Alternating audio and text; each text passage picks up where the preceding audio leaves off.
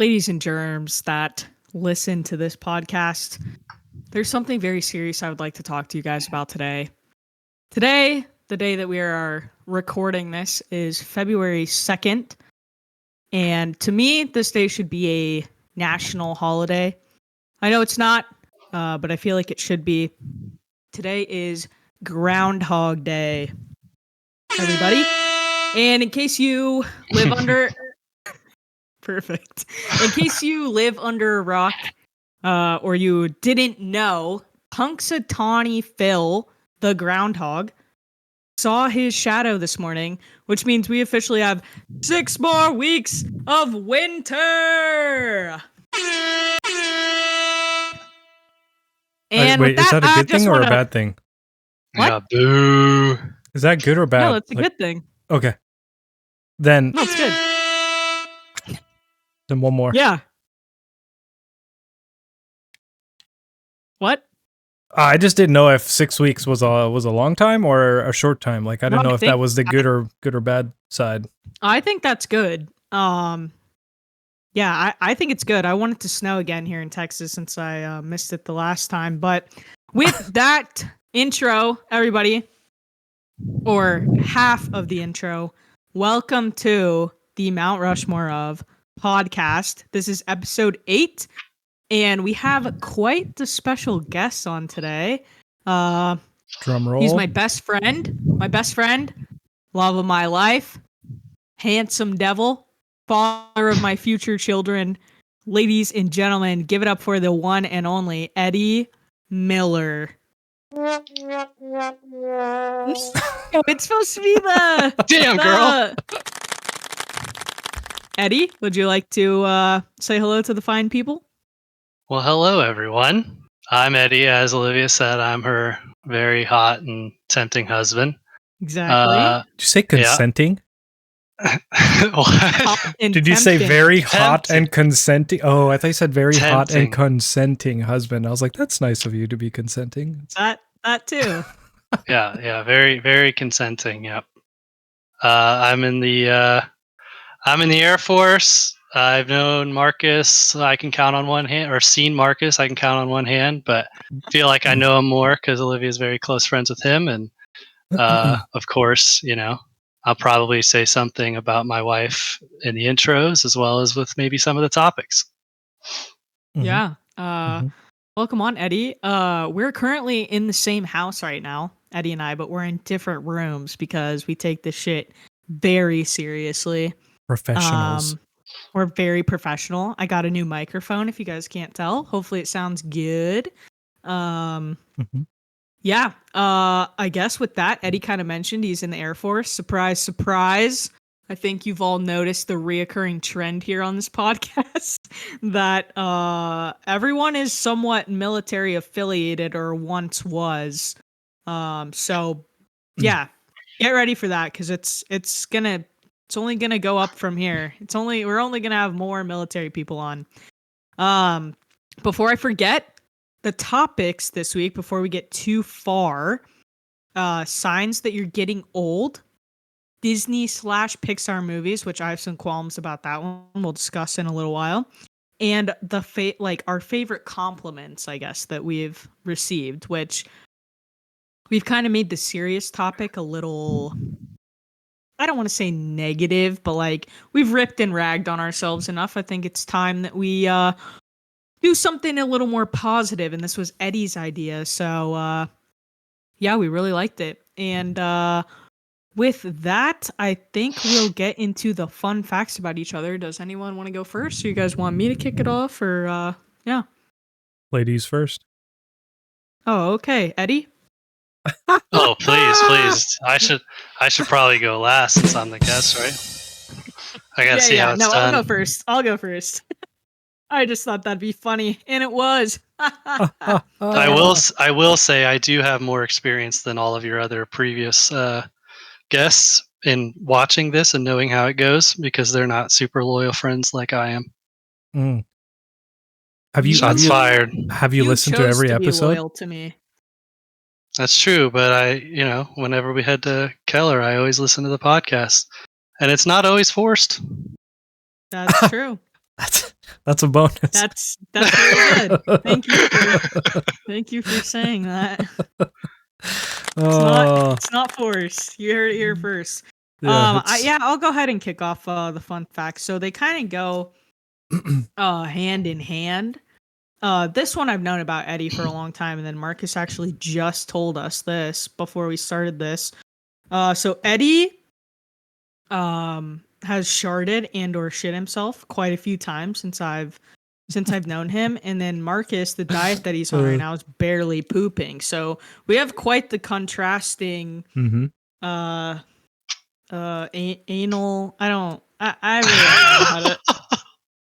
I don't know how to word contrasting that. Anals.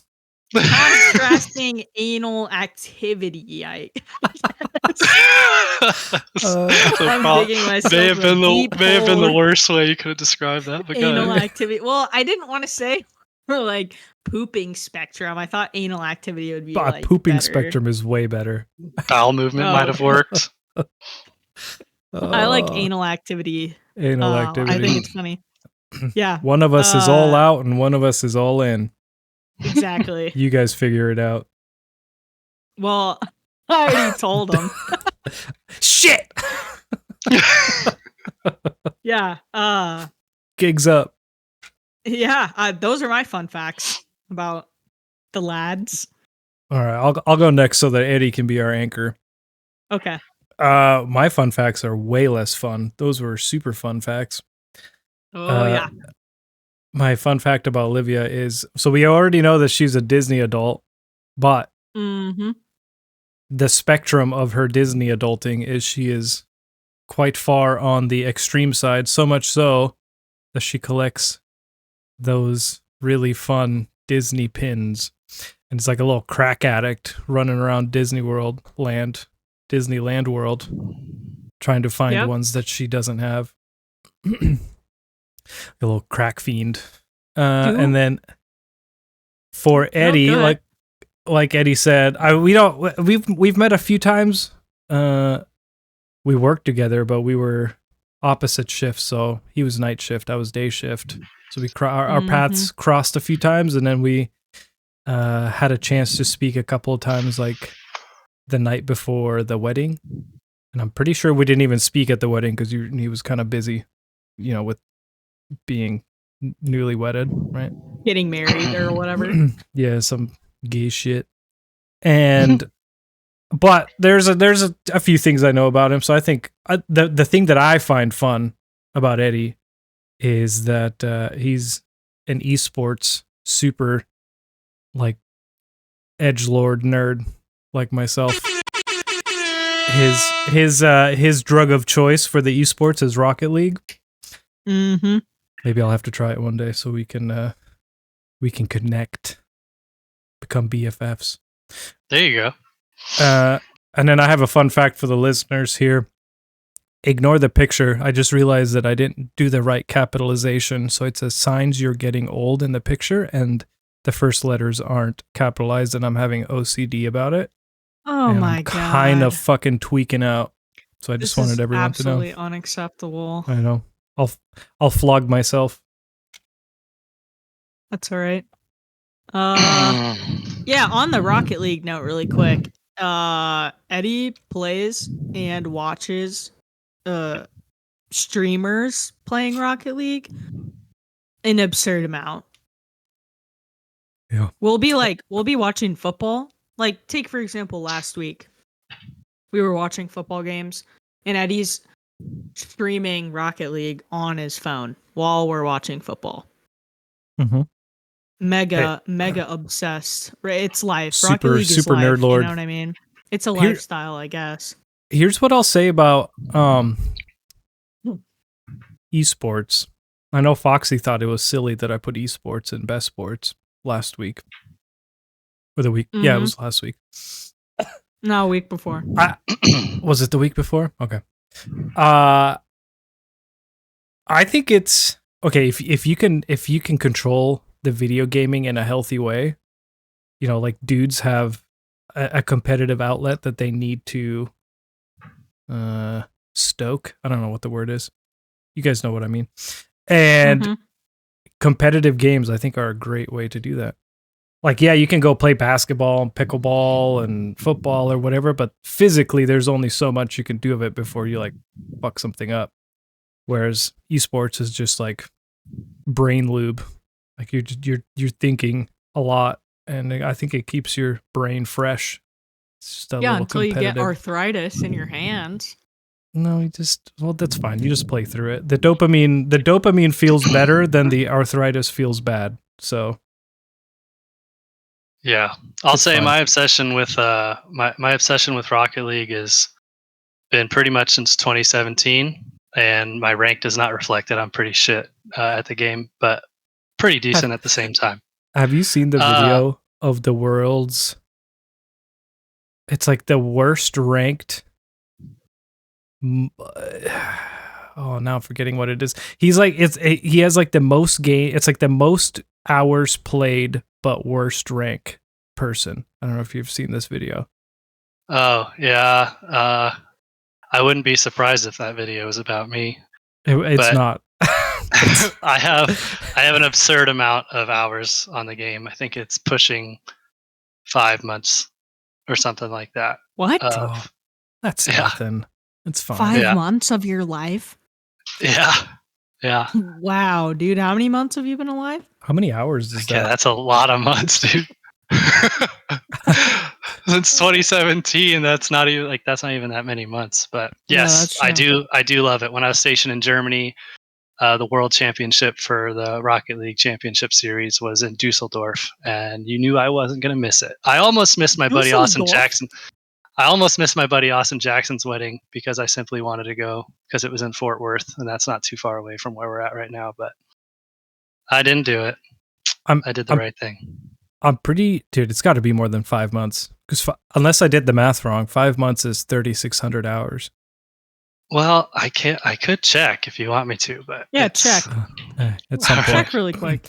Yeah. While you're doing that, this podcast is brought to you by Sawyer's Silly Soaps. Yeah, I remembered. I was waiting for the right time. Shout out Sawyer's Silly Soaps. He has not given us free reign to say that on this podcast yet. Yeah, we'll probably get sued now, and he'll be a millionaire. We might get sued, but I think it's worth it. So, if you guys can, go on to Sawyer Silly Soap's website and buy some soap. And none of the proceeds come to us. So it's true, and it's cool because he's like, I forget how old he is now. 14, I think Foxy said. 13, 14, something like that. Mm-hmm. He's a 14-year-old business owner that's been running a business for like 5 years. Yeah. All right, Eddie. How many hours do you have? 108 days, 14 hours, 9 minutes, and 49 seconds. Oh, what's the math? 32,242 matches played. So 140 days? Is that what you said? 108 days. Oh. So 90 would be 3 months. So I'm pushing 4. Oh, those are rookie numbers.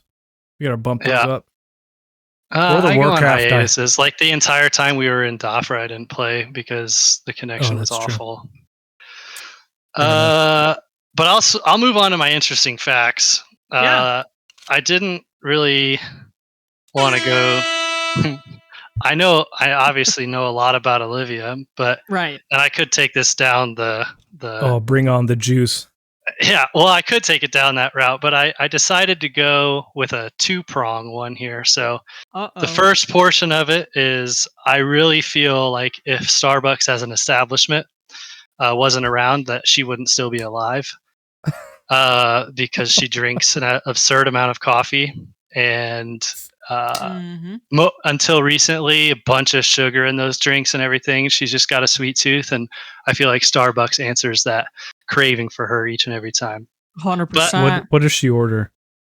So many different. Yeah, vanilla cream cold brew, and she doesn't have a go. What's her go-to? Vanilla cream cold brew for a while. Vanilla sweet cream cold brew. Oh, my bad. Anyway, it's kind of basic.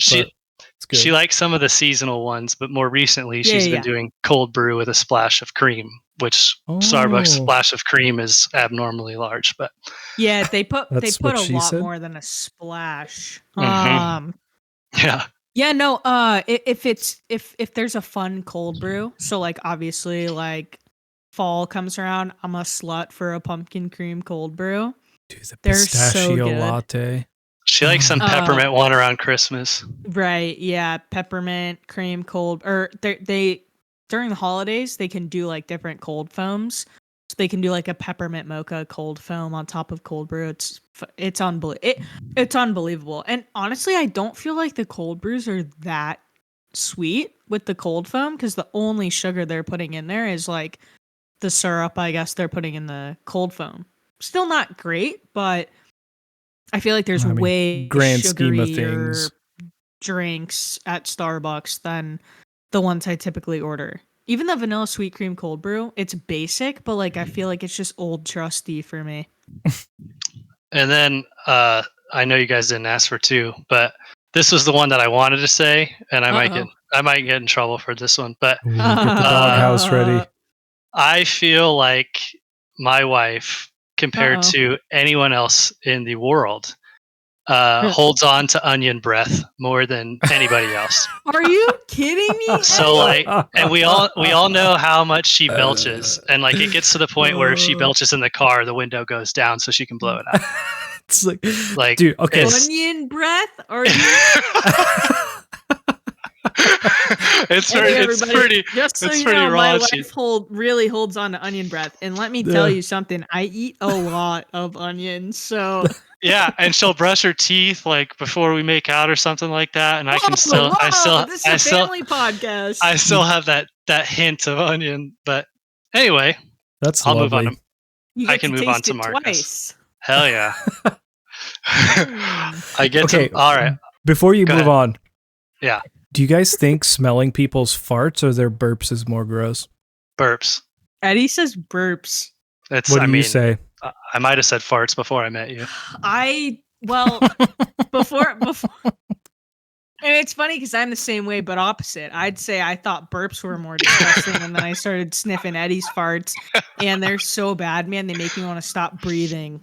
Oh man, like I'm 100%. You don't want to like inhale. Oh yeah, that's so interesting. Yeah. There's a good video of that in Yellowstone.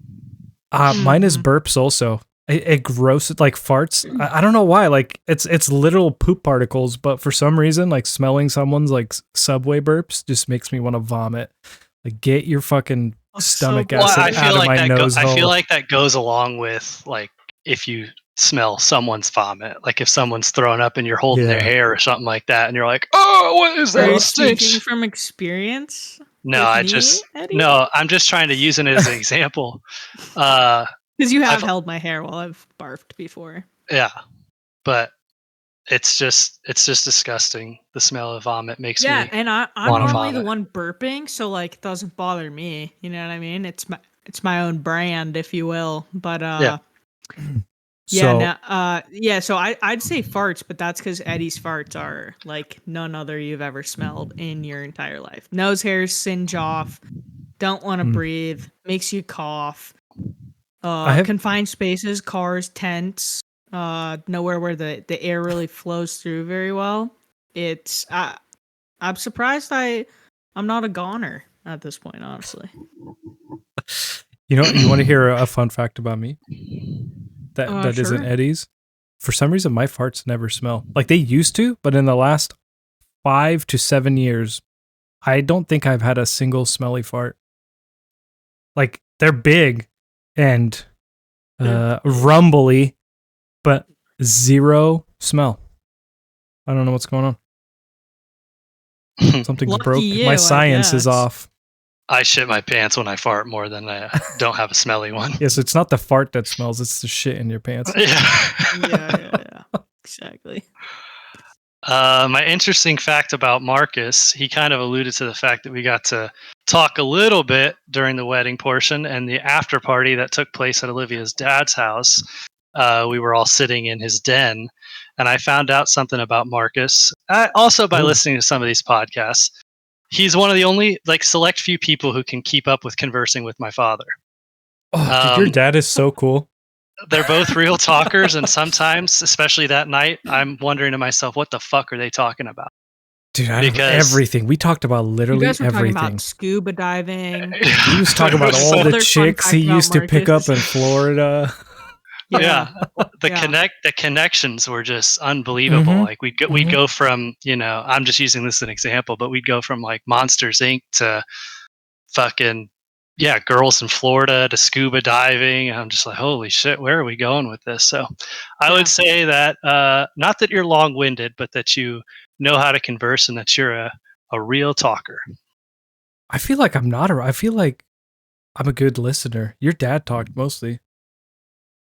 So that was one of the funny things on my bachelor party. We were all heading to the steakhouse to cap it off, and my dad missed the exit about 5 times because he was just talking. He had a huge display in his Ram with the directions on it. People in the back were like, "Bro, you need to do this," but him and TJ, another one that can keep up, were just rambling about the dumbest shit on the fucking face of the earth. And missed the turn. We were at Cattleman's, the steakhouse, for quite a while before they showed up. Well, your dad and I did not have conversations about any stupid shit. It was all very important and very intellectual, just so everybody knows. Yeah, just in case he watches. Love you, Pops. Love you, Dad. I'll go hang out with him just to like talk to him. He was great to talk to. I was just gonna say, I was like, Marcus, you would probably love his house. And Margot would have lots of room to run around. That's for sure. Ooh, maybe he can watch Margot. Does he want a crazy dog to protect the property? If your dog would run away on his property, then probably not. No, she doesn't run away. She comes back. I don't know well, Margot sees elk all the time, so I guess it wouldn't be a factor because there's a lot of wildlife up at his house. Oh yeah, she'll chase him and then she'll come back. I would tell you to call him and ask, but that just be prepared to talk for around 2 hours before he makes a decision. Hey, stop get some mental stretching. Damn it! Yeah, I actually tested that theory because usually him and I talk about once a week. It's always an hour, and I called him back a few days consecutively. Still an hour. Yeah, we'll find something to talk about. Oh yeah. Yeah. Okay. Well. Those were great fun facts. I think everyone's learned a lot about us.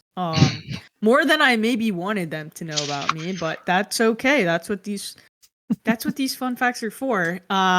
So moving on, let's go around the room with a quick how was everyone's week? Marcus? How was my week? My week was pretty good. Good.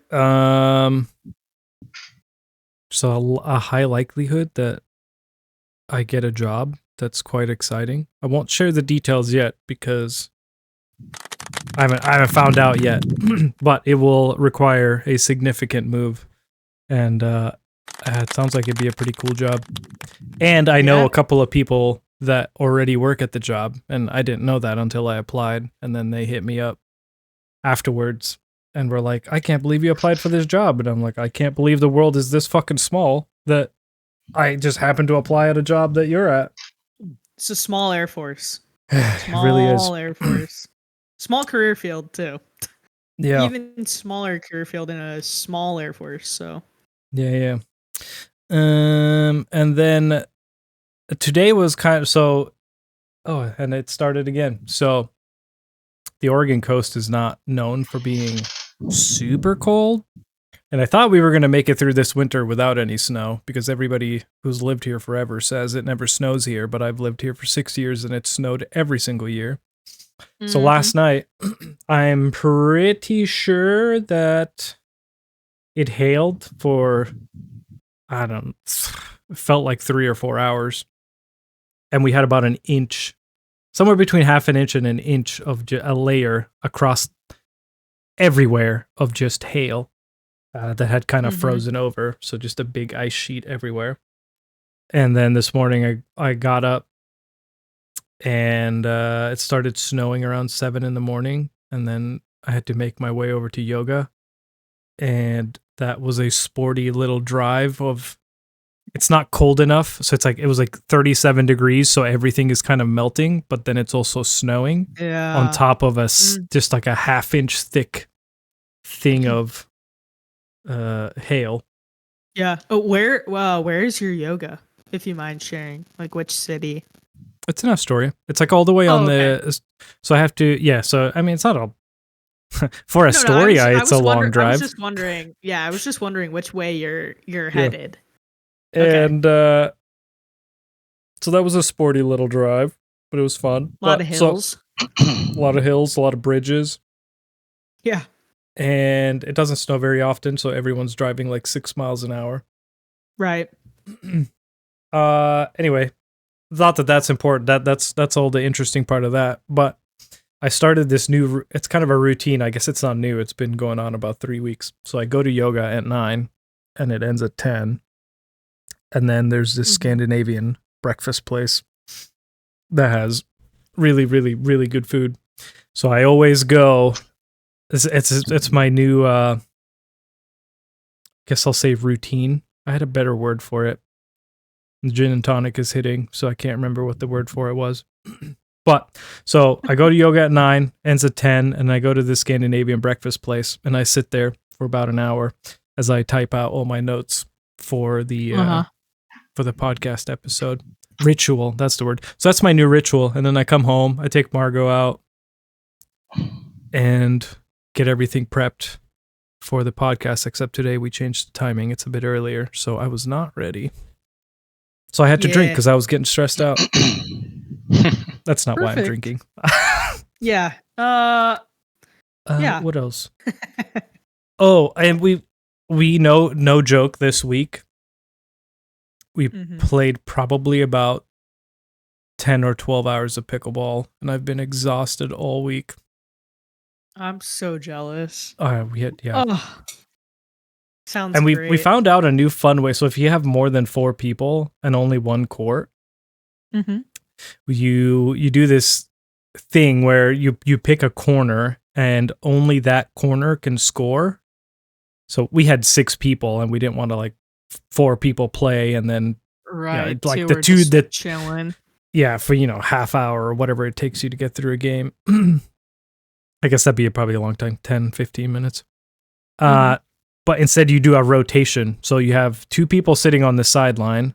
When you start, only one corner can score, and then every volley that ends, every time the volley ends, unless the one corner scores, you rotate one position over. And so that way, like all 6 people, you're only out of the game for 30 seconds or so, depending on, to a minute, depending on how good people are. Yeah. And so we did that for like 4 hours straight. And I came home and I literally, I got home. I didn't even eat dinner. I just laid on the couch until it was bedtime. That's awesome. And then I just went straight to bed. A lot of pickleball. I'm addicted now. Yeah. It's great. We don't really have any pickleball courts. Like we do, but I hear that they're quite busy from my coworkers. A couple of them have like kids in middle school and stuff, and like their 2 of them actually, their kids play tennis, and I guess some of the tennis courts naturally just got transformed into pickleball courts, and they were saying that the courts are pretty crowded. Plus, like I said, it's not super close to our house, so unfortunately. Do you guys have any like hangar space that's empty, or any like warehouse space? Because that's what same thing here, but there's only outside courts. So we made one at work, and we I won't say how we paid for the pickleball net because taxpayers wouldn't be excited. But we now have a pickleball court at work, and that's where we play. And there's nobody ever there unless we're playing. Yeah. It's the best thing ever. No, on active duty bases, you don't get to go near the hangars. Unless you're allowed to be in there, there's like no way. Like unless something's happening in there. Yeah, so like there's I mean, a hangar would be the perfect place for a friggin' pickleball court for sure, but unfortunately not. And then there's nowhere where like there's not enough room where I work to do it. But yeah, Is your backyard big enough? Put in a court? We'd have to lay another concrete pad. I mean, I could So transform our worth it. driveway into it and get like a portable, like one of the Hmm. nets on wheels. It'd be pretty sick. I've thought about it, but we'll see. It's still winter here, so You'd have to Well- be on the garage side because you're going to lose a lot of points and the ball's going to go on the road. all right. Don't run out in the road. Okay. With that segue, Edward, how was your week? My week was pretty good. Mhm. We got an attic floor installed, Yeah. and that was one of the things that I really wanted to happen, which I thought about doing myself, and I'm glad that I didn't because it looked like a pain in the ass. Mm-hmm. But they put like a shelf in there too, hoisted from the ceiling to give me more room, and so that was kind of my yesterday, was putting all the stuff in the attic, and I still have a little bit to go, and then I got to reorganize it so that Olivia can start parking in there again. Yeah. As I said, I'm in the Air Force. Lately, I've been the first sergeant for the group, and which basically means I have a on-call duty phone, and so my days get really busy taking care of people and signing memos and routing stuff to the commander and letting the 3 commanders know how their people are. So it gets pretty busy, but I've been doing it for about a month now, and that's my favorite part of being at Dias. And then, yeah, that's pretty much it. Oh, I started a diet on my birthday, which was January 15th, and I was 189.8 pounds. And as of this morning, I'm 173. So Woohoo! moving down. 160 is the goal. Yeah. Yeah. That's dope. I'm since I started carnivore myself, I'm started at 215. I'm at 194 this morning. Oh, yeah. Heck yeah, look at you guys. Mm. Yeah. My week. Well, it was the first week I had to work a 5-day work week in a while. Probably since like I feel like Thanksgiving, just because all the holidays, and then we were on leave for the Disney trip, and then when we got back, it was like MLK weekend. So, 2 4-day weeks back to back, and then this week, man, just full 5-day week. My body was not ready for that. Yeah. Let's see here. Work I don't know was how fine. anybody works 5-day weeks back to back to back. I don't understand. I've been spoiled by my I know. schedule. It's unbelievable. How do people do it? I know. It's rough because this week coming up's a 5-day week. Woof. Yeah, and then this last week, actually, I don't remember exactly what day.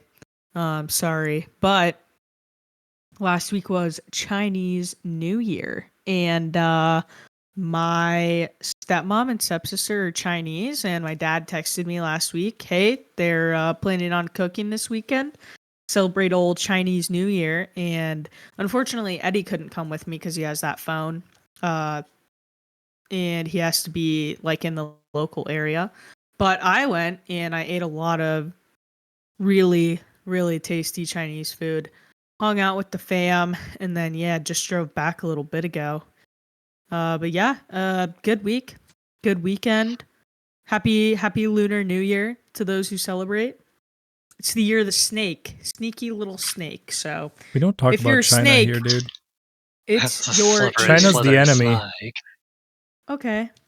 Well, Just kidding. I I mean, don't I'm feel the not. same. I mean, well, But- it depends. It depends what context. My stepmom, my stepsister, I would not say they're the enemy. However, some people might say so. Yeah. And then I guess that covers our weeks. Don't forget, like, subscribe, as usual. The comments were lacking this week. We only got one comment, and it was on Spotify, and it was from Chef, our last guest, and all he commented was first. Oh, jeez. Classic. Embarrassing. First comment first. You know what I mean? Those types of vibes. So with that being said, I'm glad we got one comment, but come on, people, step it up. All right, get in there, like, subscribe. Don't forget to comment. We want to know. We want to know what your guys' lists are. We want to know what the listeners are feeling and what you guys are thinking, bro. We care about you. Yeah. Okay. Hey, real quick, go if you sorry. want to see a snowy Astoria picture, go to the Nothing But BS Word channel. I just posted a picture of Ooh, I want to see snowy snowland. Aww. Cute. I wish it was snowing, which is why, like here, which is why I'm so happy that Punxsutawney Phil saw a shadow, because maybe, just maybe, we'll get another cold snap down here where you know what I mean? Mm-hmm. Mm-hmm. Yeah. Mm-hmm. All right. First topic this week is signs you're getting old. I can't wait for this one. I think it's going to be hilarious. I have so many. We'll let Marcus kick this one off as our oldest member. Oh man, okay. I'll start with I'll start one with a oldest to youngest. A shameful one. I'm trying to defeat it. Maybe it's just that I was getting chubby, but I feel like the older I get, the more stubborn my double chin gets. Oh, dude. Like, yeah. It's not even it's just saggy skin now, you know. It's not that I have a fat face anymore. It's just that it's it's becoming semi-permanent, you know what I mean? It's starting to pay rent. But I will say there's a positive in this, you know, because they always say, you know, walk with, you know, hold your head up high. Well, I have to, because if I don't, I just got this just extra ring around my fucking bottom half of my face, so I have to walk around looking real confident at all times. I don't got my double chin going. Yeah, that's a good one, man. It's not on my list, but I definitely feel the double chin, but I think it's because of fat face syndrome. FFS, if you will. What's the second F? Fat face. What's fat the S? Face syndrome.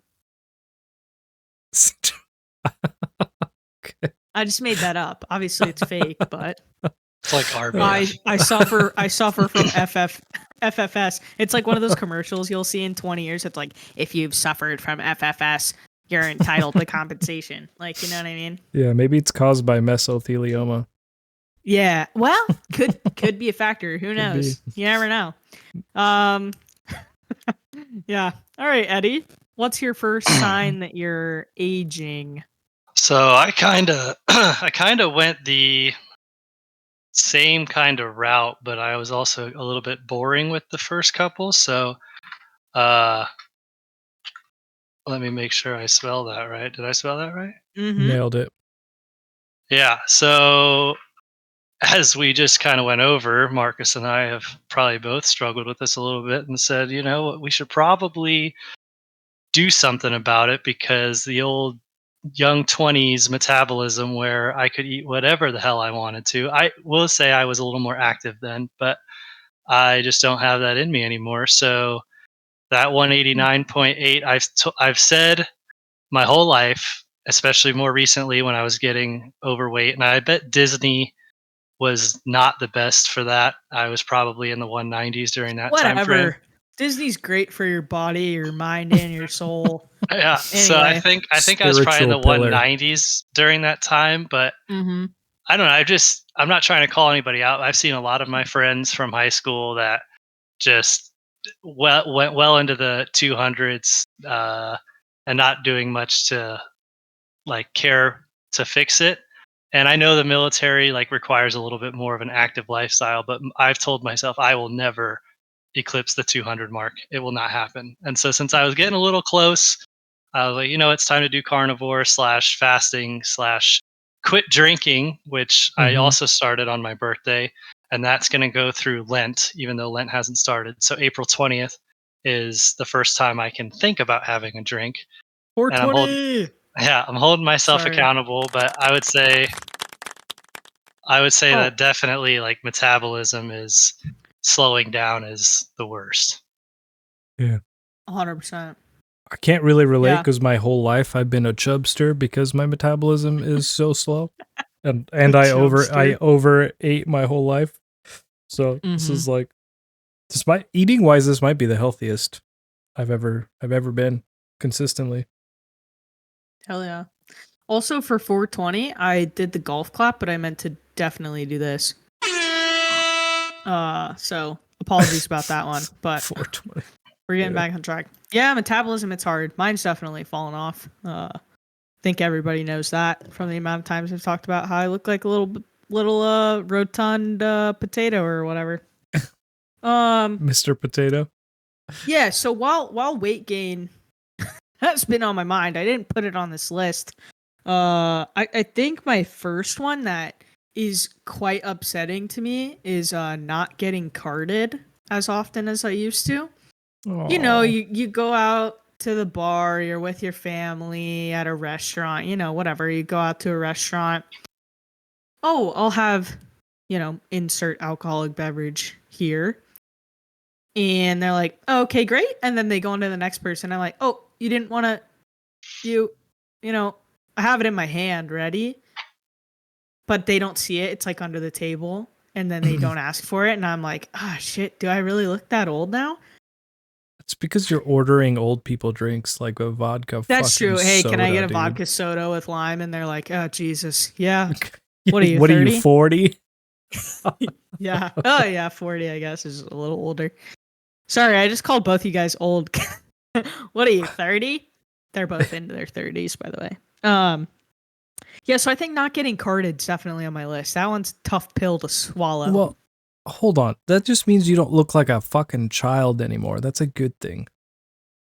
Like, there's a sweet spot, like not looking old and not looking like a child, and you're in that sweet spot right now. Yeah, but I still like to get carded. It makes you feel good about yourself. You know what I mean? All right. I'd also say that I think it's somewhat of the way that, like, the things that you order. So, like, if you said beer, I know this sounds like that would be the more timid one, but I feel like you might get carded for something like generic. But can I get a Michelob Ultra? You've clearly dabbled in things. So, like, clearly, someone that orders a Moscow Mule is like experienced in trying different things. So, I like, have a refined taste. Thank you very much. I know, but I feel like that's probably why you don't get carded, because you're like naming a very specific drink. Could I get a martini dry, extra dirty? Yeah. I feel like that has something to do with it too. But I think it's because you look old as fuck. I think so too. That's why I put it on this list. Yeah, and Disney has to make you feel better because they're kind of obligated to do it. We got carded quite a few times there. That's true. Yeah, but like you said, I mean, they carded my mom, which is like, no offense, Mom, love you, but like, come on. Like, she's clearly with her adult children right now. I had a full-ass beard, and they were asking for mine, so. Yeah, that's true. Disney, exception to the rule. But, like, I can't tell you the last time I got carded when you and I were out to dinner. True. Yeah. All right, Marcus. What's your number 2? This one is painful. Uh-oh. It's, if I don't execute my morning routine exactly in the exact order that I'm used to, I'll forget to put on my underwear. It's break. So breaking routine wrecks me. We'll put it that way. So, like, okay. Jesus. So my usual morning routine. Mm-hmm. We'll go with the non-gym version. So it's just my like normal morning. I get up, hop in the shower, get out of the shower, brush my teeth, shave my face with the electric shaver.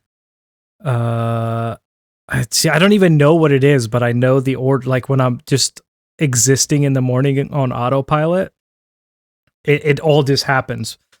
But if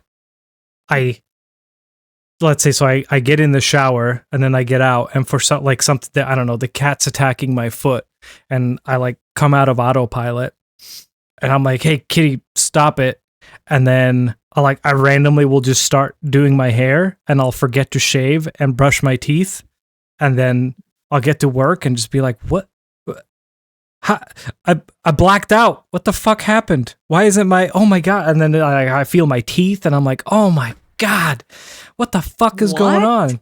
Yeah. That's so funny. If I break one thing in my morning routine, I do one thing out of order, like it'll straight up be, the other day for my gym routine in the morning,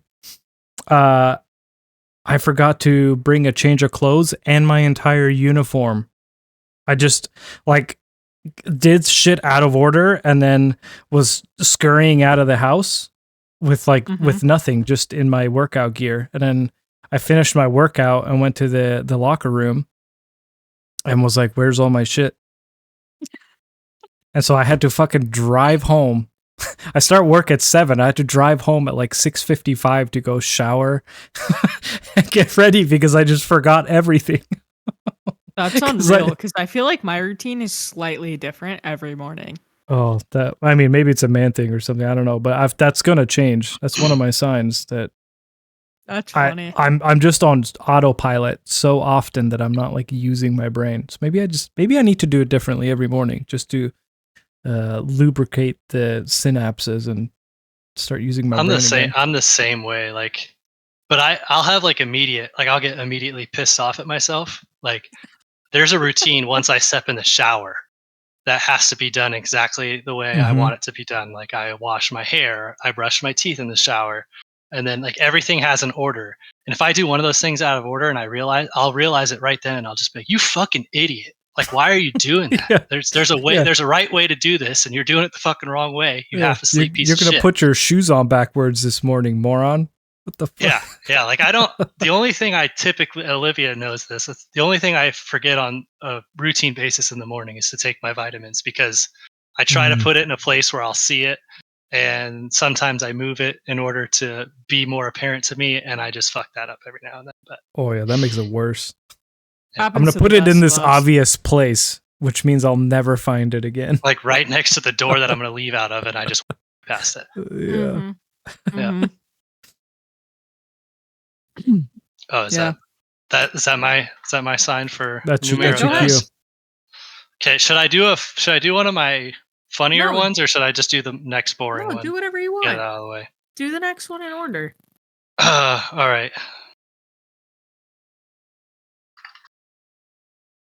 Dang it.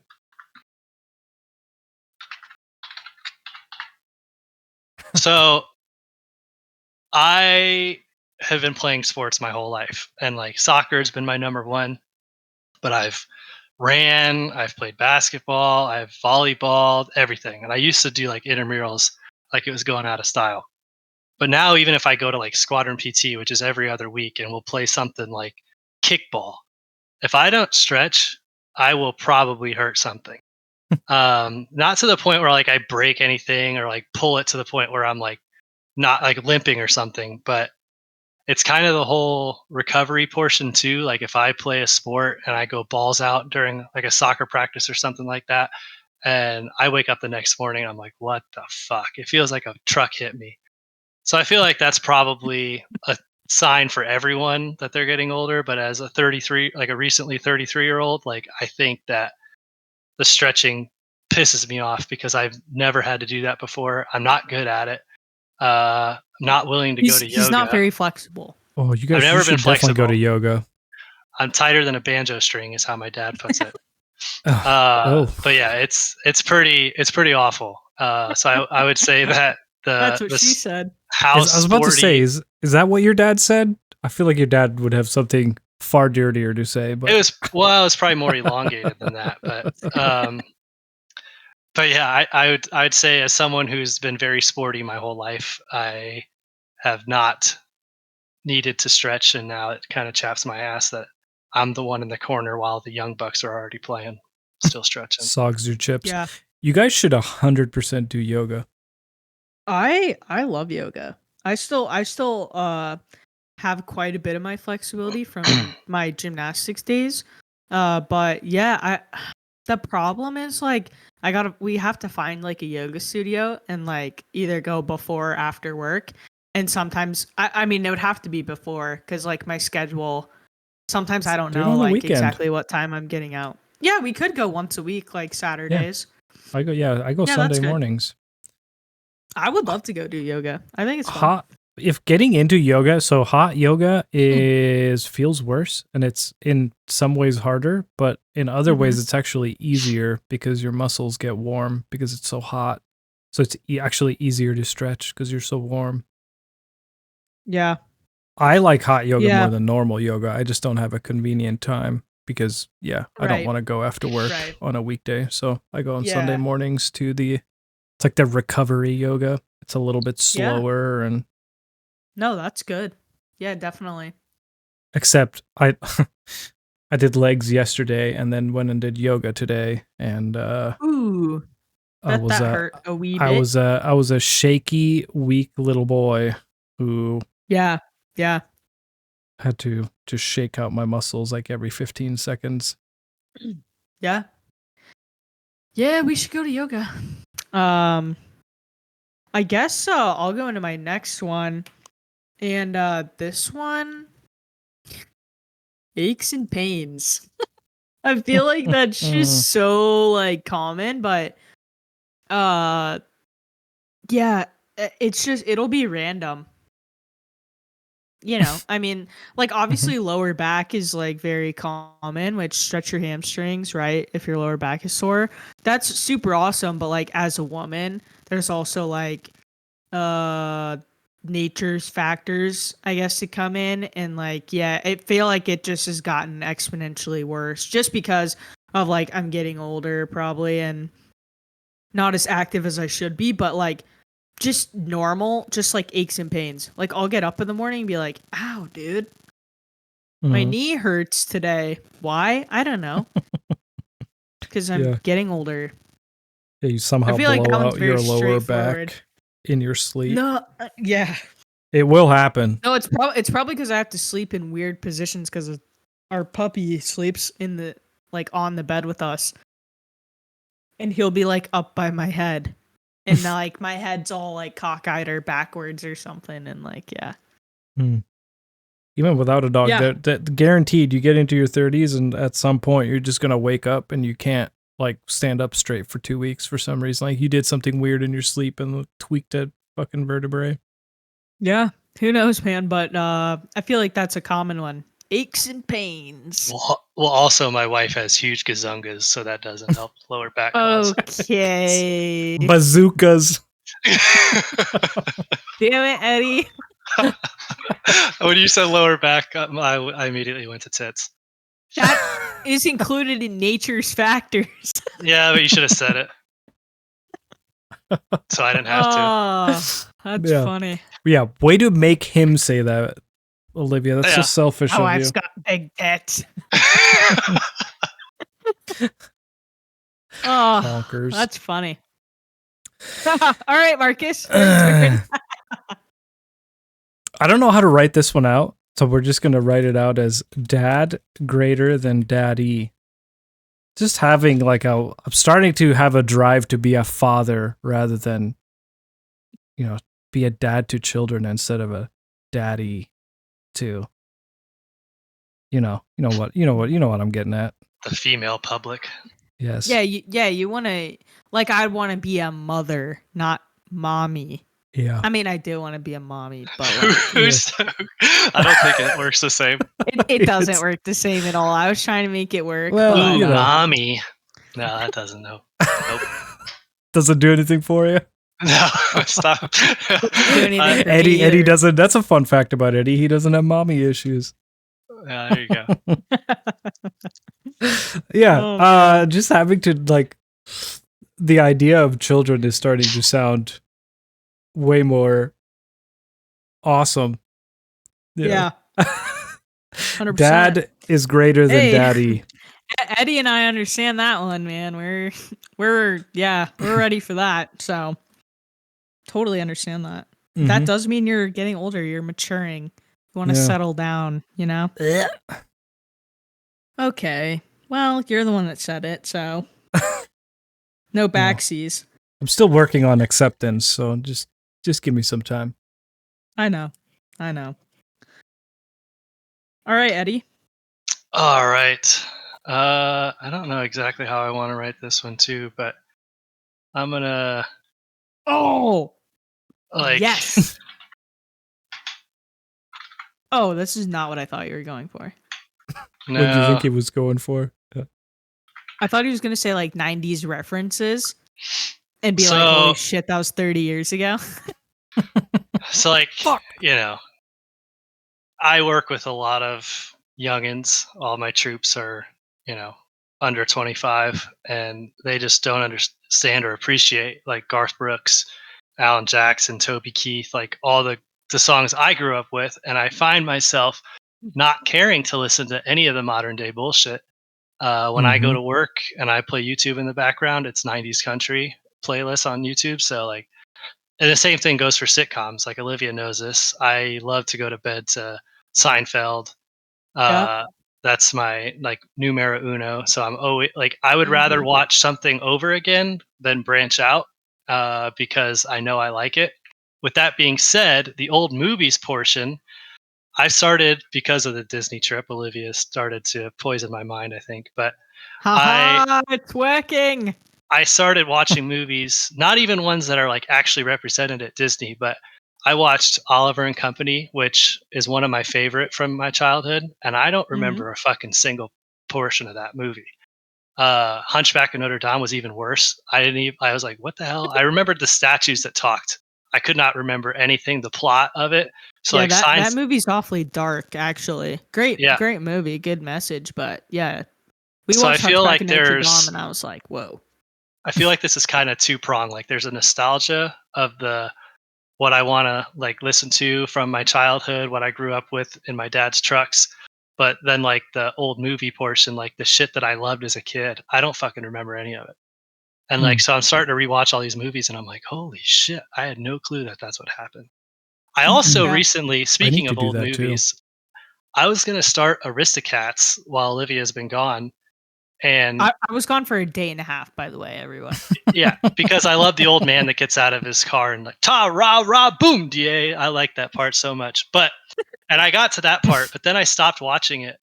But I'll say Disney actually put a notice before that movie even starts, and it tells you that like it wasn't right then and it wasn't right now. Whatever it like was like what it stood for. I guess I don't know what the subliminal message was, but for Aristocats, it like comes with a disclaimer, like and it stays on there for like 30 seconds before you can watch the movie. Wow. Yeah, I was kind of surprised by that. But that's my third. The last one's great, so let's hurry up. Yeah. I'm just kidding. Yeah, 100%. Go ahead, Marcus. Oh, I was gonna say I've got three things to say about this. So one, Disney. I guess I could say this in the next part too, but I'll just get it out of the way now. So in college, my like first real girlfriend was, I would say she was in some ways she was a bigger Disney fan than you, Liv, but not in like a reason. Like you're a very reasonable Disney fan. What does that mean? Well, I'll get to it.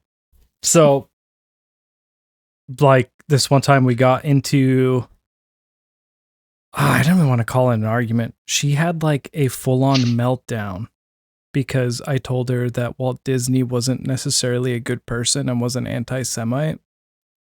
And she had like a hysterical breakdown of screaming at me of like what a piece of shit I was for telling her that or trying to convince her of this lie. Well, what did you do? Did you tell her or did you convince her?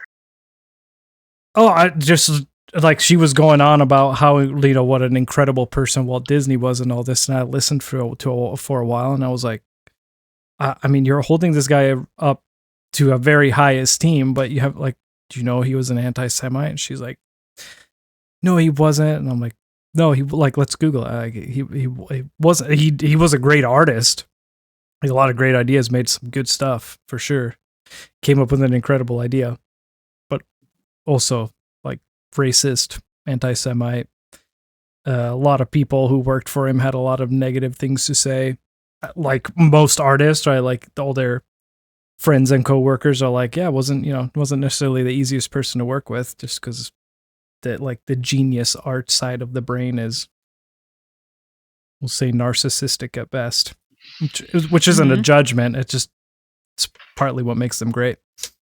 And yeah, she just had a full on like hysterical crying breakdown, and that's when I was like, I should probably try to get out of this relationship. I don't know why your story of Aristocats and trying, them having a disclaimer. I'm sure there's something very spicy in that movie. I don't remember what it is, but it's probably not super invalid. I don't know what it is, but Yeah, I just like Eddie, I feel like I have to rewatch all the old Disney movies because I haven't seen them since. So in Finland, movies aren't dubbed over.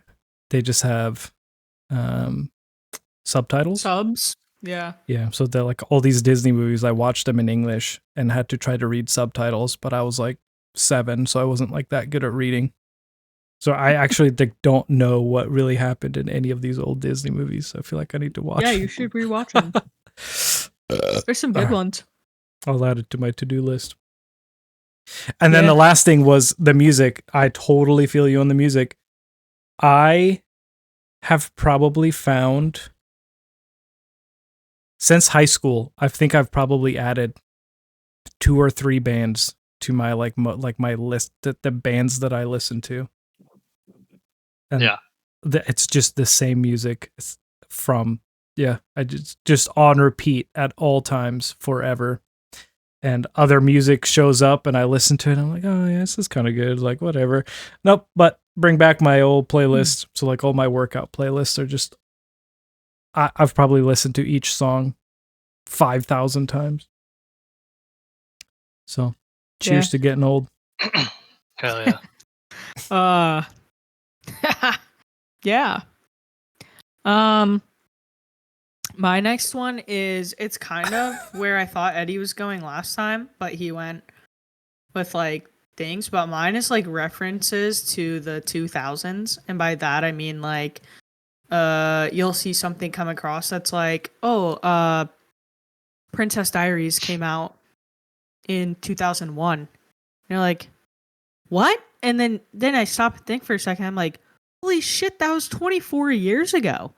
It's like, are you actually, what? I'm sorry. Hang on. Or like anything that happened in the 2000s, you're just like, dude, I can't believe, I mean, obviously anything up till 2005, you're like, oh my God, that was 20 years ago. And it's insane because like, that's when I was obviously like a younger kid, but still just people talk about the 2000s. And you're just like, oh my God, dude, I can't even like comprehend. Mm-hmm. Like people who are turning 21 this year were born in 2004. Yeah, I think that goes along with like all the people that are in the military, right? Like joining the military right now weren't even alive for 9/11. 18. Yeah. Yeah. It's kind of weird. Yeah, very it's great. Nuts. It's just crazy. And so just here, every once in a while, we'll be talking about something at work, or like Eddie and I will be talking about something. I'm like, man, when did that come out? And if it's like 2005 and below, I'm like, holy shit. I didn't know, like you don't think about it. I just think about it as like a few years ago, but it was 20 years ago. And like, that's only going to keep getting worse. And so the fact that I feel like that when I'm 26, I'm like, boy, are we in for one when, yeah. What year were you born in? 98. 98? I'm a 90s baby, bitch. Sorry. Yeah, you just made it. I don't really get to claim the 90s.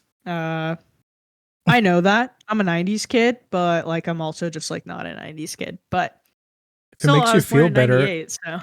I don't get to claim the 90s either because I didn't live here and we didn't have a culture. So that's true. Well, Marcus and I grew up in the 2000s together then. True. Except I was like 8 years older. Right. This wasn't one of mine, but I guess references to like Olivia can allude to some of those things from the early 2000s that I can't. We're like 6.5 years apart, so I feel like I'm often like trying to ask for clarification, like, what the fuck are you even talking about? Because she grew up with it, and I was You like, remember NSYNC, bro? Yeah, like it really hurts me when I'm like, I talk about a song like "Got Money" by T-Pain, Lil Wayne, and Olivia's like, "Yeah, I was in fucking third grade when that came out," or some shit like that. It fucking pisses me off. But those are good ones. Like I remember so vividly, like "Holla Back Girl" by Gwen Stefani came out, and I was like finishing up kindergarten. It was like the summer going into first grade or something ridiculous. Junior high or some shit. Do you guys? Eddie's dancing to that, sweaty grinding in a middle school cafeteria, and I was riding on my way home from school. The more I think about it, that should have been one of my 4 is the 6.5 year gap and those kind of That's true. Yeah. Our 6.5 year age gap it's funny. It puts things in perspective. I promise my 4th will come through though. All right.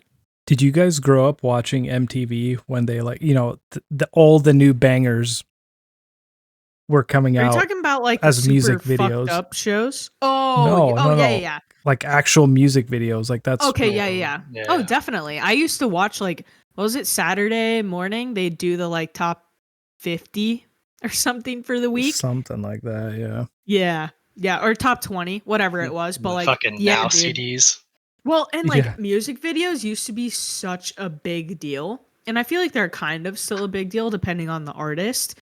But like when I was a kid, like new music video came out was like you have to get on your parents' computer and watch that shit like yesterday. Yeah, man. MTV, baby. Yeah. Yeah. All right. 4th. Well, my last Who's one. the Abe Lincoln of your list? So, I have so many good ones. I don't know how to choose. You guys will help me with this. You guys help me with this one. So it's one of two. It's either starting to drive calmly, and if I'm stuck behind someone going 55 miles an hour, whatever, it's not a big deal. Chill behind them. I just chill.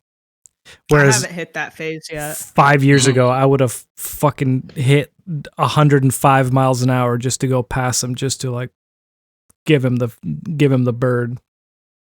Mm-hmm. But now I'm just like, okay, whatever. I'm not in a hurry. There's that, or my face is like getting less and less symmetrical because as I age, drooping?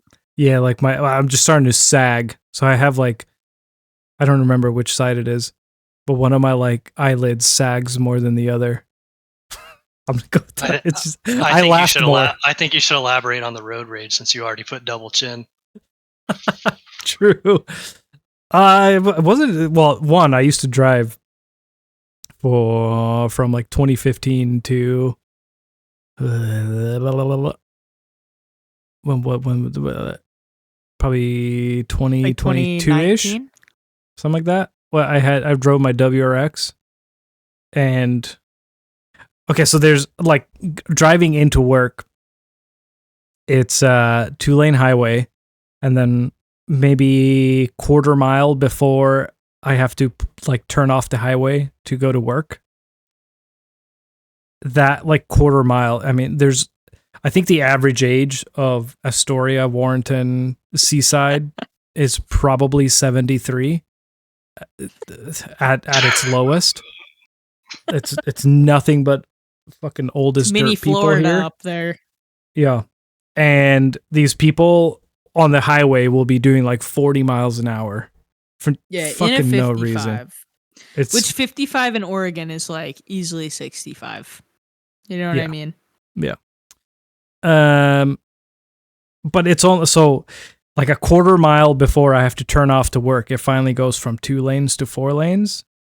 And even if I hit like 75 miles an hour to pass this person, I'll pass them, and as soon as I like get into the lane in front of them, I have to turn off to go to work. So like I only got to work 12 seconds faster, but I risked a lot in case there was a cop. Like if I could get a reckless driving charge for getting to work 7 seconds faster. And I just don't do that. I just stick because I know how fast I have to turn off. So I guess if I have some asshole who's driving like 40 miles an hour, I will still get a little bit of road rage. I won't cut them off, but I will pass them just to like make a point out of it. Not even they're too senile to even understand that I was giving them a message. So whatever. But it used to be much more aggressive. Like I would cut them off just to be a little bit like fucking learn where your gas pedal is, you old fart. But it also sounds like you're looking into the second, third order effects of like, was it even worth it? So like perspective, which means you're getting older. Yeah. You're gaining perspective. Yeah. Yeah. I don't know that I've ever gotten road rage, but there definitely people. I got road annoyance to the max. Yeah, that's normal. Yeah. And I just don't execute on it anymore. I'll just stick behind the semi truck that's going 50 miles an hour instead of getting in front of them and then turning off the highway right in front of them so they have to hit their brakes. Perfect. So I guess I'll put that one since we talked about it. Driving more calmly. Less road rage. Sweet. All right, Eddie. All right. What's the funny one? This is my favorite one. Yes. So wait, say it.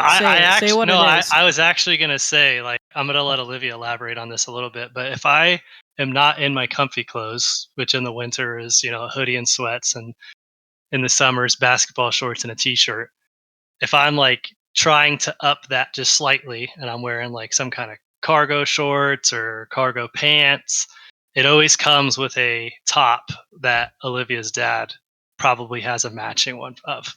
Yeah, so Eddie put dress like my father-in-law.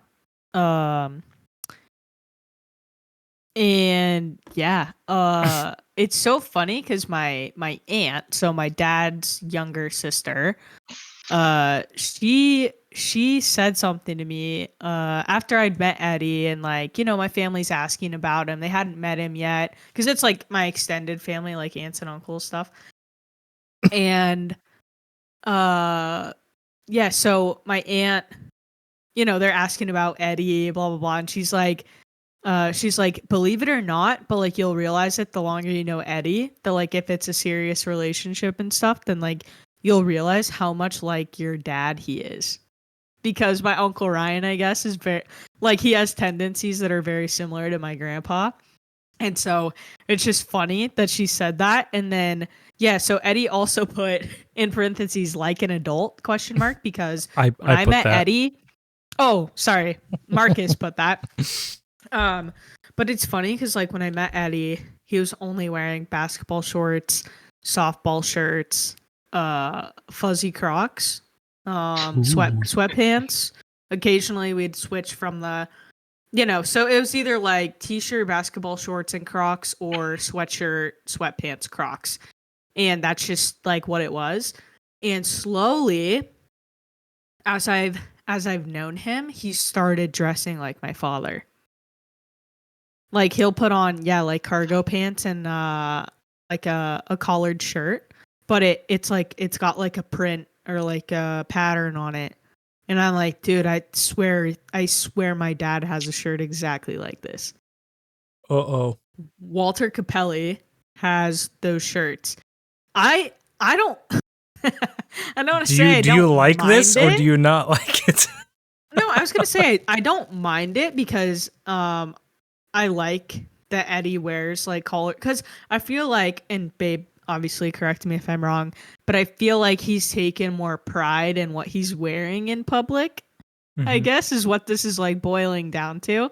Because for a while there, like, of course it was different if we were like going out on a date or something, but like even if we were like running out to go do something, it would still be like shorts, t-shirt, Crocs. And so now Now it's like if we're running out or doing something or meeting people for food, like Going to church. Yeah, church, of course. Yeah, he puts a little more thought into what he's wearing. And so it's not always like my dad. I'll just put that out there by any stretch, but every good once in a while he'll put something on and I'll be like, wow, Walter Capelli has definitely worn this before. Eddie doesn't have Daddy? The only thing shorts. I don't. Some of his shorts are great, but I don't have a matching pair. But what I don't do is he still does the really high white Hanes socks. Yeah. Ooh, with the New Balance. Yeah. Moccasins usually, or Asics or moccasins or yeah. I haven't gotten to that phase yet, but that's on the horizon. No. Yeah, it's coming up. Don't fall for that, dude. Don't do it. It looks so bad. Yeah, as soon as Eddie's like a father to a human child instead of just our dogs, like he's gonna start wearing the long white socks with jean shorts. Yeah, dude. Leave some pussy for the rest of us, huh? Shirt. Yeah, and I will say, like, it also really matters if Olivia is going to be present or not, because I went out with the boys on Thursday night to a bar and I was in bright blue sweatpants, a maroon hoodie, and black Crocs, fur-lined Crocs. I looked like a dumbass, but I don't care. Olivia knows that, but hey, you're a married man. That's a smart play. Yeah, that's true. You don't have to fight off the ladies when you do that, so it's a good thing. That's true. Yeah. I recently also, I think that was one of the first episodes we did. I was like, what do we want to improve about ourselves? And I was like, I want to dress better. And the shoe game, I feel like is a easy W. Yeah. Chukkas. Get some brown chukkas. What the hell is a chukka? It's a chukka boot, right? Isn't that's what it is? Let me Google this.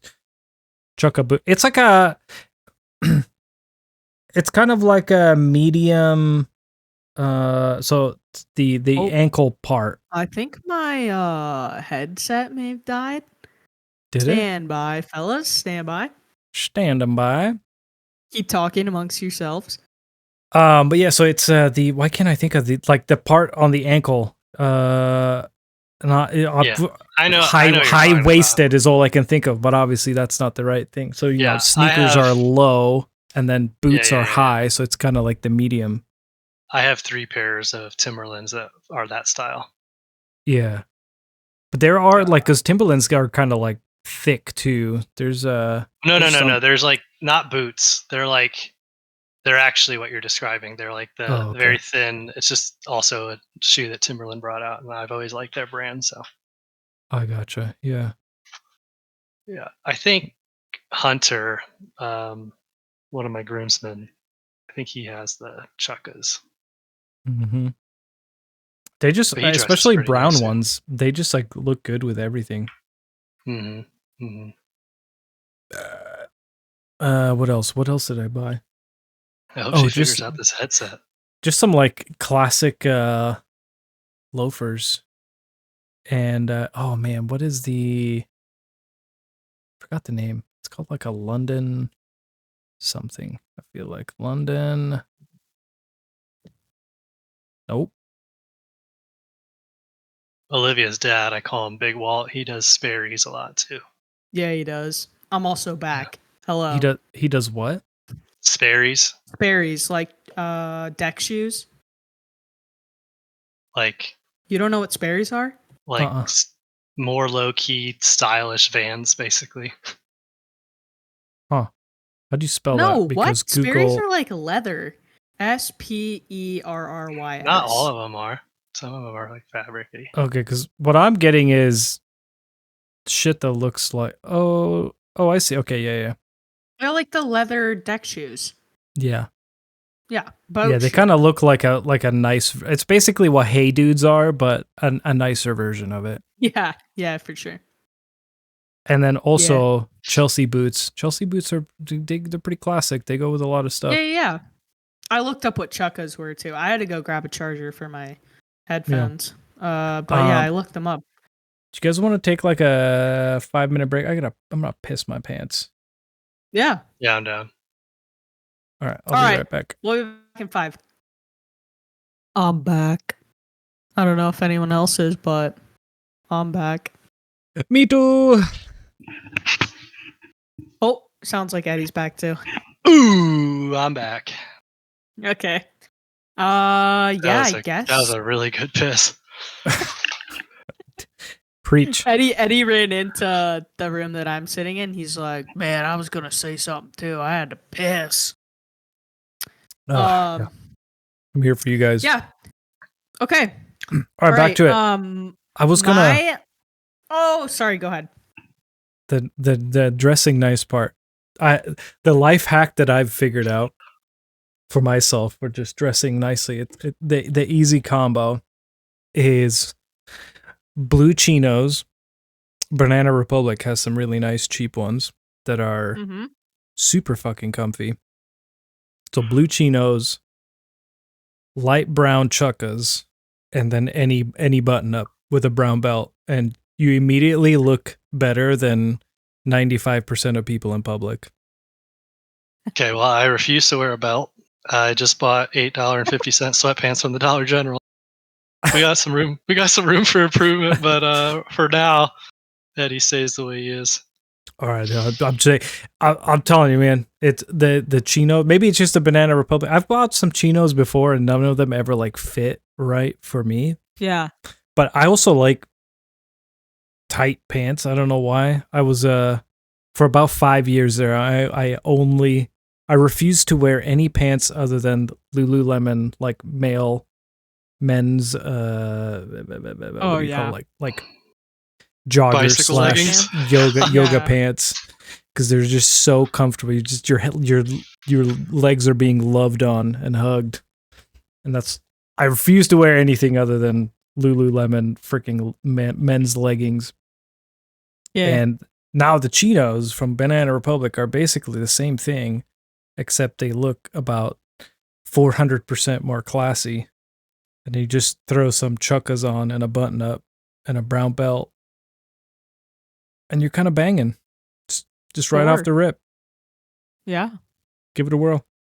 Try it out, Eddie. You might become a believer. Oh, I thought you were talking about Olivia.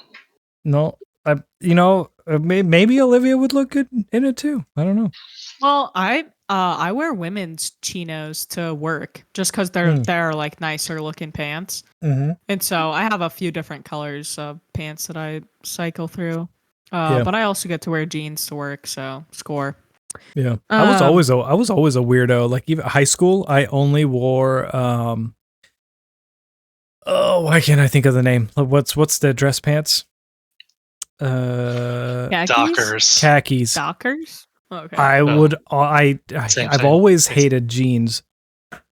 And so like I was the weirdo kid who would wear like khakis and a sweater. I was such a bad look. I was such a weirdo, but I hated jeans. So khakis always it was.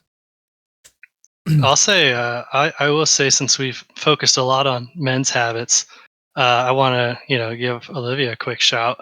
Probably going to tell me to F off, but she's been on a real mime shirts kick lately. What? Okay. Pause for a moment. What? Nope. She's got a shitload of black and white horizontal shirts that she wears. I literally have two. Does she have red overalls too? Everyone red the fuck up for a second. The fucking straps. Wait, let me explain. God damn it, Eddie. One's heavier on the black and one's heavier on the white. No, stop. Oh my god. Okay. Okay. Time out. Everyone stop what they're doing. I have two striped long sleeve shirts that I wear to work. One is white with black stripes and one is black with white stripes. Okay. Isn't that the same thing? That's it. No, it's not.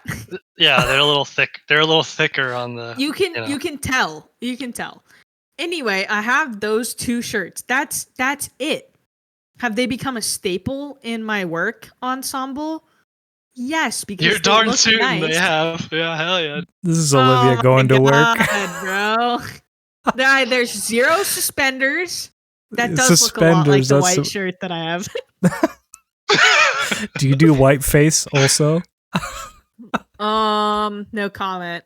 So, that's it though. Okay, because She's gonna start. nice. She's gonna start refereeing kids soccers. Oh my god, that's fucking. You're about to get red stripes, carded, bro. Oh. Anyway, I have 2 striped shirts that I wear to work. Okay, and Eddie calls them my mime shirts for a reason, but he'll call me Mrs. Mime. Like, good morning, Mrs. Mime. I'm like, fuck off. Mime 1-1 checking in. I start acting like I'm stuck in a box. Yeah. Every time. The joke has become old. It's new for me, and I'm laughing. I just got a cramp in my side. It's hard. No, let me just really quick, then I'll go into my last one. Really quick, it is so hard going from like the military lifestyle. Oh yeah, the monkey suit every day. So then transitioning into now I have to look nice every single day for work. I don't just get to throw my hair back in a bun, throw on some mascara, and then put on a uniform. Same. I actually have to like get up in the morning and be like, okay, or like the night before, kind of pick out like an outfit, make sure it looks decent. And it's really become a pain in the ass. So I have staples that I just go back to. Like tomorrow to work, I'll probably wear black chinos, my little loafers, and my mime shirt. Why? Because it's so simple. It's so simple, but it looks really nice. And like I look professional. Both make each week's rotation. Yeah, they do. It's important, okay? Even on a 4-day week. Okay. All right, I'm done. My last thing that makes me realize I'm getting old is that I have to use eye cream for the bags under my eyes. Okay? You guys can't relate because you're not women. But the bags under my eyes. That is a safe assumption now that it is past January 21st, 2025. Can I get a hallelujah in the chat? Hallelujah. I think I know both of you well enough. I think I know who you guys are to confidently say that you're both men. Bold assumption. Not anymore. That's a safe assumption now. At least I know Eddie well enough to know he's a man, and if he's not, we're can definitely confirm. gonna have to have an offline conversation. Yeah. Gonna have to go do some physical checks. Pick I got. Yeah. Yeah. Okay, Jesus. All right. Anyway, I have to put on eye cream in the morning. Help get rid of the bags. Yeah. And with that, I think we should move into Disney and Pixar movies. But you need Eddie start? Wait. Yes, but you need to give your qualms first. My qualm is that there are far too many Disney and or Pixar movies to choose from. However, I know that's why you guys wanted me to do this, or wanted to do this, because it would be specifically hard for me. That's what she said. And I've kind of been sitting here thinking, and I think I might be able to do Disney and Pixar. I'm chopping a lot of my favorites, but that would happen anyways, even if we narrowed it to Disney or Pixar. So I think my previous qualms, I think I'm just going to have to live with it, because I don't think you guys are going to let me get out of it or do just one or the other. So I've come to terms with my reality. Mine is Pixar only because they're way better than Disney. Because I can't. Well, I'm only saying that because I don't remember any Disney movies because didn't even speak English when I watched them last. So there's a lot of really good Disney staples. Yeah. Cannot confirm or deny. So yeah. Should we have Eddie kick this one off? I think so. Okay, Eddie. I think it's his turn. I'm gonna go Disney Pixar. So my first one is my favorite. So Rescuers Down Under. So as a child, I loved watching anything that had a wide assortment of animals in it, live or obviously animated. Like I was a huge Homeward Bound fan. I loved Babe, and Rescuers Down I Under love you was too. kind of like the Rescuers Down Under. I feel like I just fell in love with John Candy playing Wilbur, the albatross, and the rest of like there's mice, there's reptiles, there's kangaroos, like there's all sorts of stuff, and it's just about a story. And I love eagles, and so it's about like protecting a golden eagle. And there's the poacher guy that tries to go after every the golden eagles, and then they hire these two detective mice that are supposed to be like the bee's knees at figuring shit out, and they of course do. And the little boy gets rescued and all sorts of stuff. But yeah, Rescuers Down Yeah. Under, 100%, just simply due to the animalistic aspect of it. Yeah, if you guys have never seen Rescuers Down Under, which I think I'd seen like, some of it. I guess I'd seen bits and pieces or remembered bits and pieces of it from when I was a young kid. But then watching it again with Eddie as an adult, I was like, wow, this actually is a good movie. So I recommend Rescuers Down Under. It's pretty entertaining.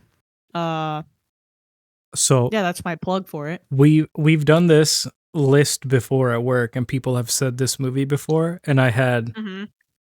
I've never even heard of it. I had no idea what this movie was, and I just Googled it. And I remember these mice. I've seen this movie. I couldn't tell 'cause you then a there's single also- thing about the plot. I don't know anything about it, but I recognize it. So I should watch it again. There's also The Rescuers, which is from 1977. Mhm. So deep cut. The Rescuers is the OG, and then Rescuers Down Under. You can assume where they go. Good eye, mate. You know what I mean? One of those. So maybe little... I've seen this one. Yeah. I'm So not sure. there's the Rescuers, and then there's the Rescuers Down Under. Rescuers Down Under came out in 1990, so a little more our time. Both are great. I recognize the little girl and the older lady with the red hair. Mm-hmm. But I cannot tell you. I feel like I remember having a crush on the lady mouse. Yeah. You freak. She's supposed to be pretty hot and tempting. Yeah. Yeah. Two different ones are going after her. Yeah. Oh, 100%. Look at her. One's the more guy, like the guy that's like a really into like expeditions, and the other one is like the other agent, if you will. Yeah. Right. It's like you guys are, go ahead. It's like unlocking a core memory is remembering the cute little female mouse, and I feel like I had a little crush on her. I didn't know what she was fucking saying because I didn't speak English. If you guys are, if you guys are watching, I just put a picture of Rescuers Down Under just on the screen, and said hot female mouse in question is on the screen right now. So I think she's Bianca, if I remember correctly. Yeah, I don't know their the names, Russian hat but really brings it home. Yeah, that's a good choice, babe. Good choice.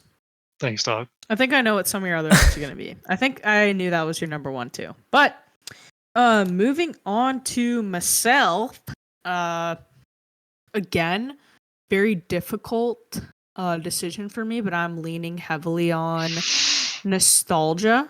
They don't make movies like they used to, if you know what I mean.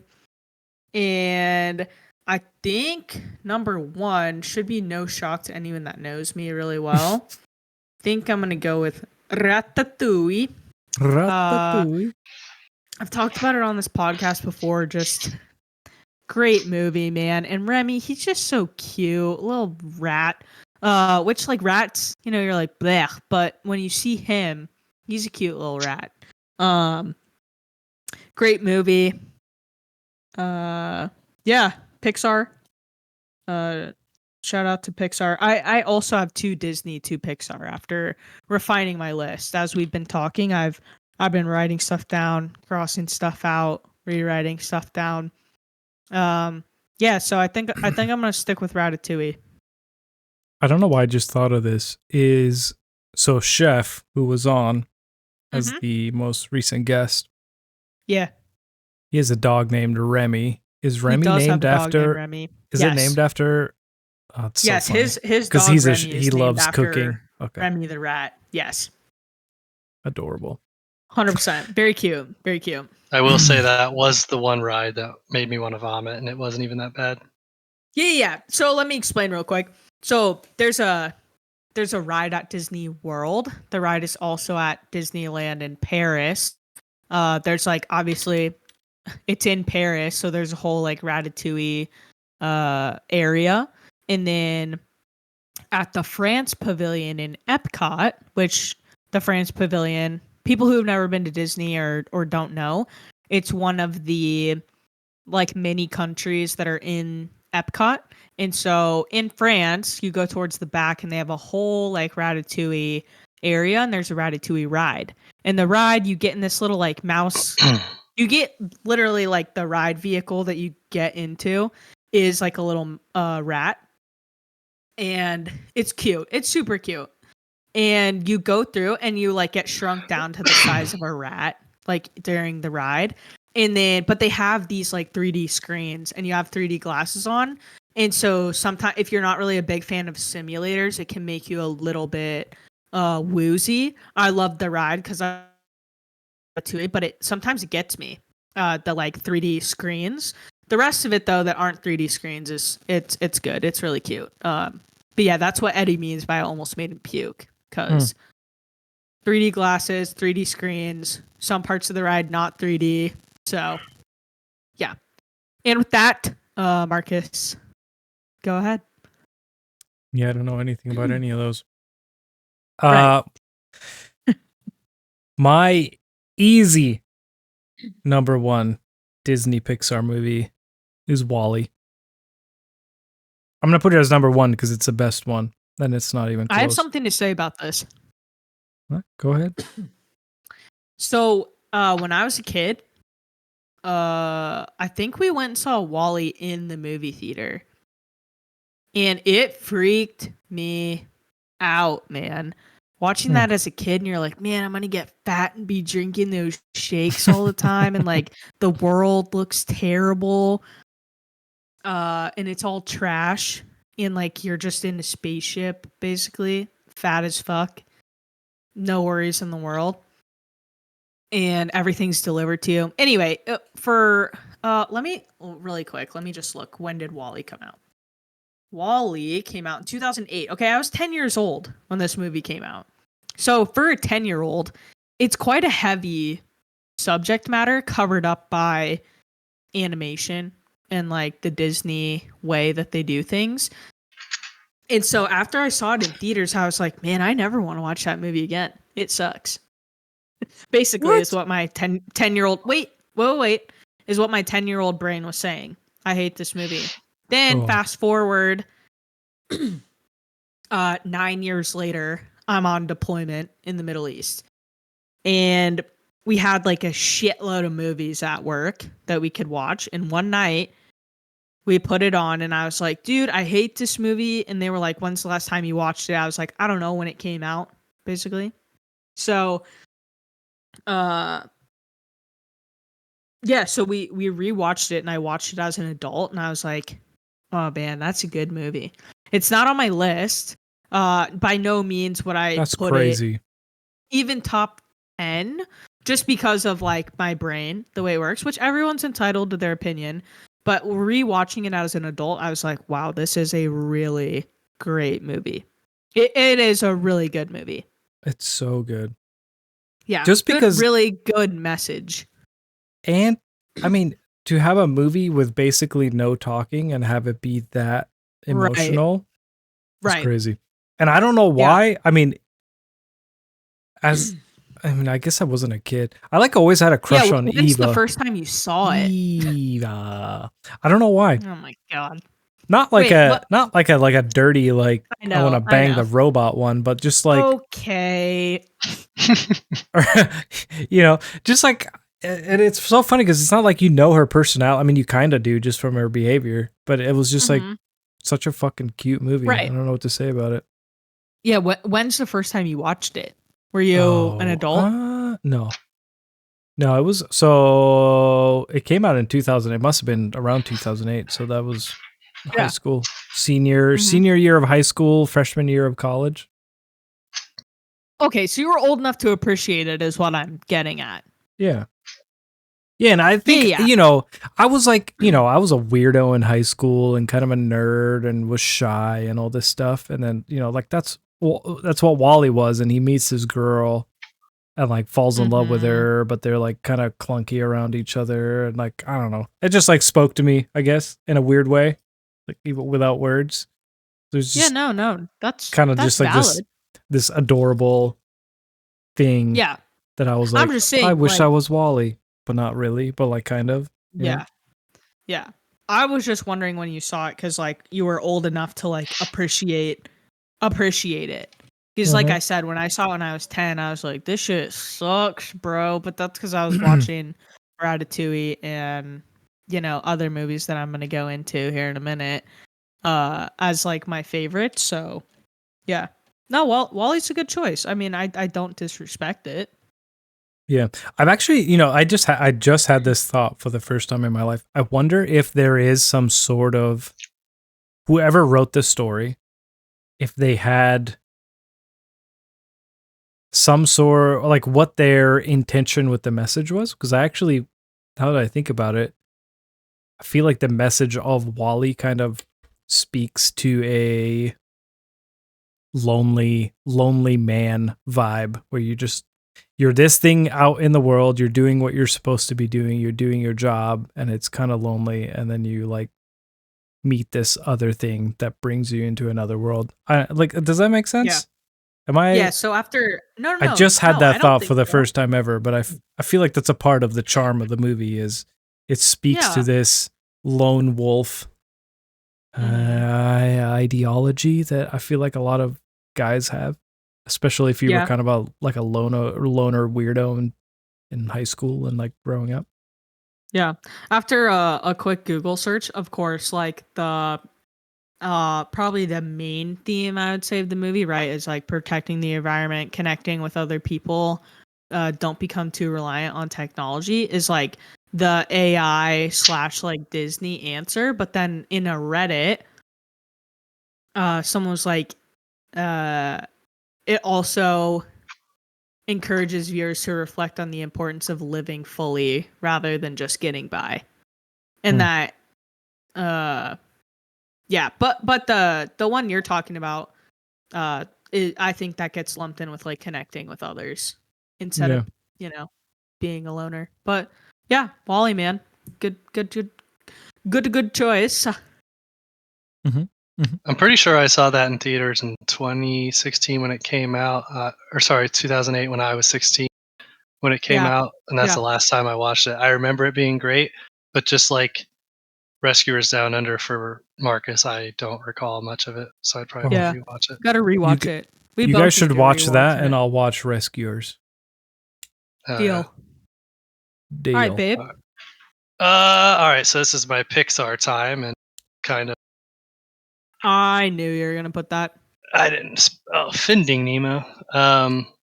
Yeah. So Finding Nemo.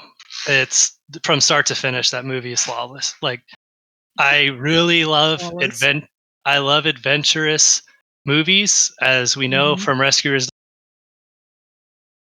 The anemone to like the current with the turtles, all the way to making it into the dentist office. Like, it's just so damn good. They have so many good parts. Shark bait, hoo ha ha.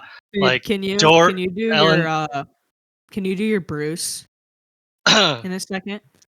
Yeah, I can, because I was gonna mention, like, okay, sorry. He's just a phenomenal character as well. Like, the whole idea of fish or sharks not eating fish is just so off the wall, but it cracked me up. And yeah, he sees Dory and Marlin, and he's like, "Name's Bruce," And then they're like, "Oh, there are balloons. It is a party. Watch out, those balloons can be a bit touchy. You wouldn't want one of them to pop." See, he's good at it. It's so good, and that's such a good picture to put during this. I know. So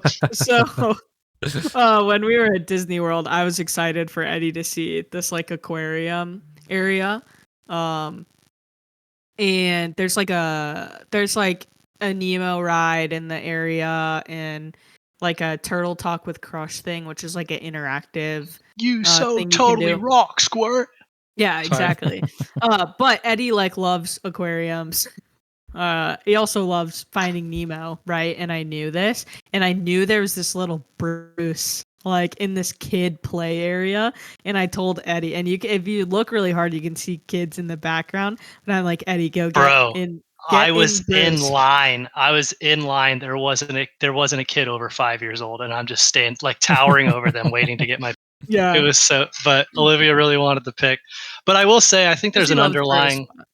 Yeah, I think there's an underlying reason maybe that I really, really love this movie, and it's Olivia kind of alluded to it as well. Like when I was in high school and people would ask me what I wanted to be when I grow up, I said a marine biologist, and I wanted to specialize in whales. Now, while the whale has a very minimal role in Finding Nemo, I just loved the idea of like underwater. And it's stupid because I've never been scuba diving. I've been on the ocean, and I've gone to a lot of aquariums to include the Georgia Aquarium. SeaWorld, fuck the rides. Show me the sea lion, show me the whales, show me the beluga whale. Like I'm there for like the wildlife. And again, like my love of animals as a kid, I feel like although Finding Nemo came out a little bit later, I just that, like I said, start to finish, that movie is flawless. Yeah. For sure. Yeah. Finding Dory, don't feel as adamant about, but Finding Nemo, really good. I've still never seen it. You've never seen Finding Nemo? Dory. Oh, I've seen Finding Nemo. I haven't seen Dory. Okay, Dory. Yeah, I think it's good. Definitely not as good as, well, it's not meant to be the same or like a sequel.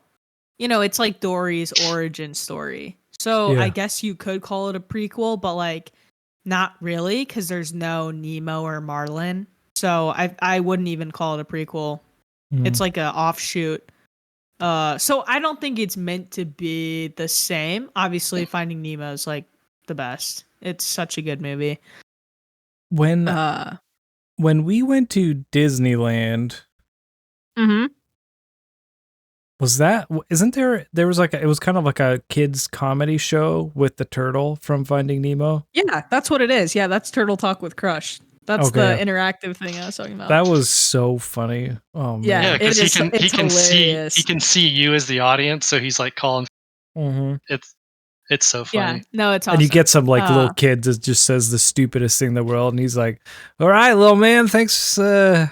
Next." Yeah, exactly. It's funny. Babe, what were the examples he was using? He was calling like people's article of clothing, like. What was he saying? Shell. He was like, little dude, blue shell. The blue shirt. It's so good, dude. He calls them blue shells. Yeah, it's funny. So funny. Oh, yeah. Yeah, it's hilarious. Yeah. It's great. Crush is awesome. Then there's also at Disneyland, there's the Nemo submarine ride. That's pretty awesome. Yeah. It's kind of cute. It's like it's cute. It's like adorable. Yeah, of course. Yeah. Okay, so Eddie's going like Disney Pixar. I'm going Pixar Disney. The next one for me might be one of my favorite movies of all time. Kind of a deep cut, The Parent Trap. And I'm talking the Lindsay Lohan version. I think it came out in 1998. Dude, that movie makes me feel some type of way. I just not okay, you weirdo. Not you like that. I just mean like you got something to tell me, Miss Lynn? No, Miss Mime. No, I don't know. I just love the Lindsay Lohan Parent Trap. It's so good. I could watch that movie a million times, never get tired of it. I should have put it as my number one. Because I think it's one of my favorite movies of all time, and you like it more than Ratatouille? Yeah, 100%. I love Ratatouille, but like The Parent Trap is probably like one of my all-time favorite movies ever. It's so great. I think I'm actually gonna switch. Not that like we're going in order, but I think I'm actually gonna do a switcheroo. Right I here. don't think then my you're gonna be on the jaw. same pattern as me. I don't think my jaw has Yeah. ever been so dropped in my life. I'm shocked. Yeah, no, That any movie is better than Ratatouille to you. I thought that was your. there's I knew that. Yeah. Well, no, of yeah. course you did. Hopefully. Yeah. Well, my sister loved The Parent Trap, and she had it on VHS, so I've seen it. I appreciate. No, it's Yeah. such a great movie, and I don't even know, man. Like, I just love it. And if you've never seen The Parent Trap, you should watch it. Even, I guess you could say it's somewhat of a chick flick in a way. However, like the movie, like it'll still make me tear up to this day, and I've seen it a million times. Like it's just such a good freaking movie. Yeah, no, I love it. And I always think when I think of Disney movies, like my brain just goes to Pixar. And then this today, like while I was driving back home, I really started thinking about Disney movies, and I was like, how have I been forgetting The Parent Trap for so long? It's not that I forgot the movie existed, I just forget it's a Disney movie. Oh, it's so good. Yeah, I could talk about it forever, but I think mine's jumped to animation with like Disney Pixar, but yeah, because that's the normal thing, and like so many things in the parks too, like in the Disney parks are, it revolves around like the animated Disney movies that have become so popular, rather than like the real. It's more like old school Disney versus the Disney Channel, and it's like The Parent Trap is more like a Disney Channel movie than a Disney movie, if that makes sense. Like I remember as a kid, The Parent Trap would come on Disney Channel like every once in a while, and they would play like the teaser for it, essentially like Parent Trap this Friday, 8 p.m. Central, whatever. And write it down I in was your always schedule. Like, literally, I'd be like, I can't miss it. I have to watch this movie, even though I'd seen it before. And so, yeah, I don't know. I love The Parent Trap. Yeah. No ifs, ands, or buts about it.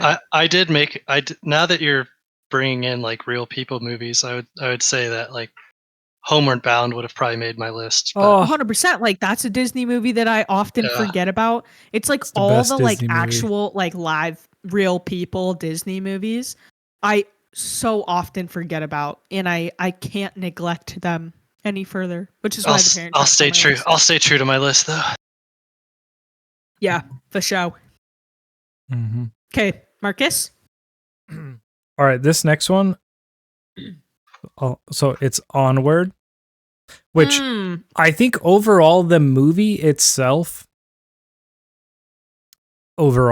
is kind of whatever. Like it's fine. I'm not saying it's a bad movie, but the ending. So I've never. Fun fact. Maybe I shouldn't ruin this. Maybe I should tell you this so you can tell this. I'll just do it. Whatever. I've never cried to a movie in my entire life. Well, probably as a kid. I just don't remember it. But like as an adult, I've never cried in a movie. I've never really even. There's been a few times where I felt like a tinge of tightness in my throat. But like just a teeny tiny twinge. Onward, I was like holding on to like the couch, trying to not bawl my eyes out because I don't know why. It just hit me. Probably just dad stuff, and I got daddy issues. So if you haven't seen, like, I don't want to spoil it in case you haven't seen it, because I feel like it's kind of there's a lot of people that haven't seen it. It kind of came out of nowhere, wasn't really talked about. Well, here's and the maybe thing too. It came out like right before COVID. Okay, yeah. So maybe it's like I looked up when it came out. It was March of 2020. Okay. Oh yeah, so that was like the peak. That was like peak COVID. Like right when it really, really kicked off with like ramped up in the US. Yeah. Yeah, so I feel like it's kind of I talk about it with people every now and then, and there's a lot of people that haven't even seen it or never even heard about it. And so I don't want to spoil it for other people, but holy shit, I can't think of a time where I fought harder to not cry than the ending of that movie. Jesus Christ. So I feel like it needs to make the list just because the emotional depth that it goes to is, I mean, it's like to the point that probably shouldn't be a kid's movie, to be honest. That is the message in that movie is, I wouldn't say it's bad. It's just so heavy. I could just imagine some little kid just like being traumatized and bawling for like weeks. Yeah.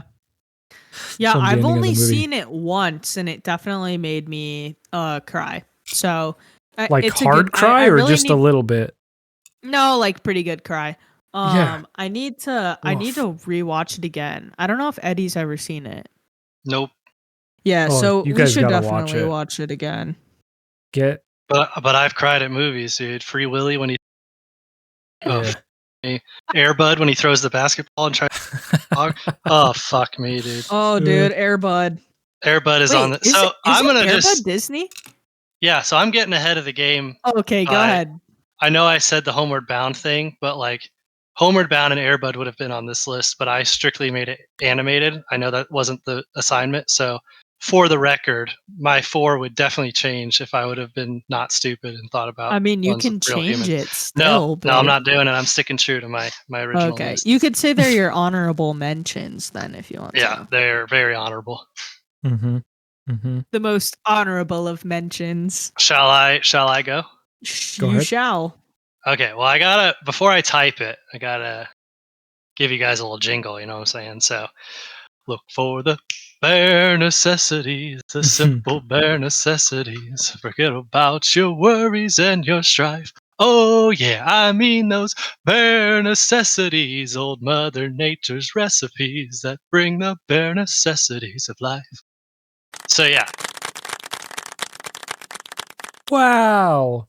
Good job, man. That was bold. You just sang to the whole world, and it was very nice. The whole world. And I can keep going. I know the entire song. But anyway, 7 billion. I think we're up to 8 billion people. Just are gonna hear you sing now. Just only that's okay. less than 0. Shut up. Well, 0.000. No, everyone listens to us. Okay. I think this movie again is adventurous. It features animals. If you catch my drift, this is where I go with a lot of my choices. But I will say, spoiler alert, the last one has nothing to do with animals, so that's good. But yeah, Jungle Book is just the jingles are amazing. The song, the songs, the soundtrack, the bare necessities. I wanna walk like you, talk like you, shabby doobie wop. Like those songs are just so damn good, and they're stuck in my head. I also probably my favorite scene is when all the turkey vultures are on the branch. And he's like, what do you want to do? Well, I don't know. What do you want to do? Why don't we quit asking what you want to do and what you want to do? Why don't we just do something? I love that part like a lot. But yeah, I mean, I think it's the songs, and I watched it way, way too many times. With that said, I've heard that, and I don't know if it's one of the ones that also has a 30-second disclaimer, but I've heard that it's made under racist tendencies. Like there was supposed to be some racist messaging in the movie because of the monkeys not being able to make fire and all this other crap, which makes me hate it a little bit. But because I grew up on it and it's a fond childhood memory, I keep it in the list. But that is what I've been told. It's a good movie.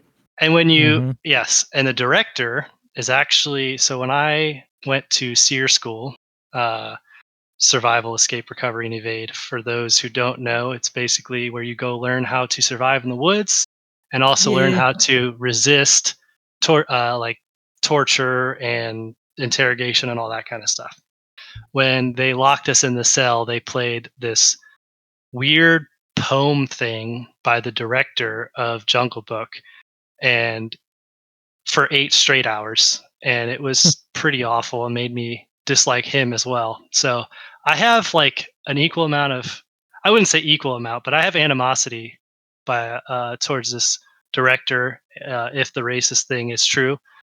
But yeah. But damn, is it a good movie? And because he put me through 8 hours. It is a good movie. Same, but the movie is phenomenal and it has animals. So that's live action. Thumbs down. Animated, hell yeah. Yeah, I agree with that.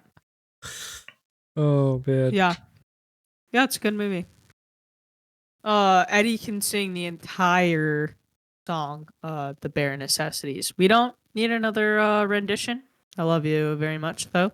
Maybe that's how we'll exit. Is I'll sing the song. Okay. All right. Yeah, maybe. Yeah, it's a good movie. I haven't watched it all the way through in a while, but we probably should. For my next one, since I switched mine up and I put The Parent Trap first, Ratatouille second, now I'm gonna go with another Disney movies, and it's The Princess Diaries. Again, it's like a comfort movie for me. One of my favorites from when I was a kid.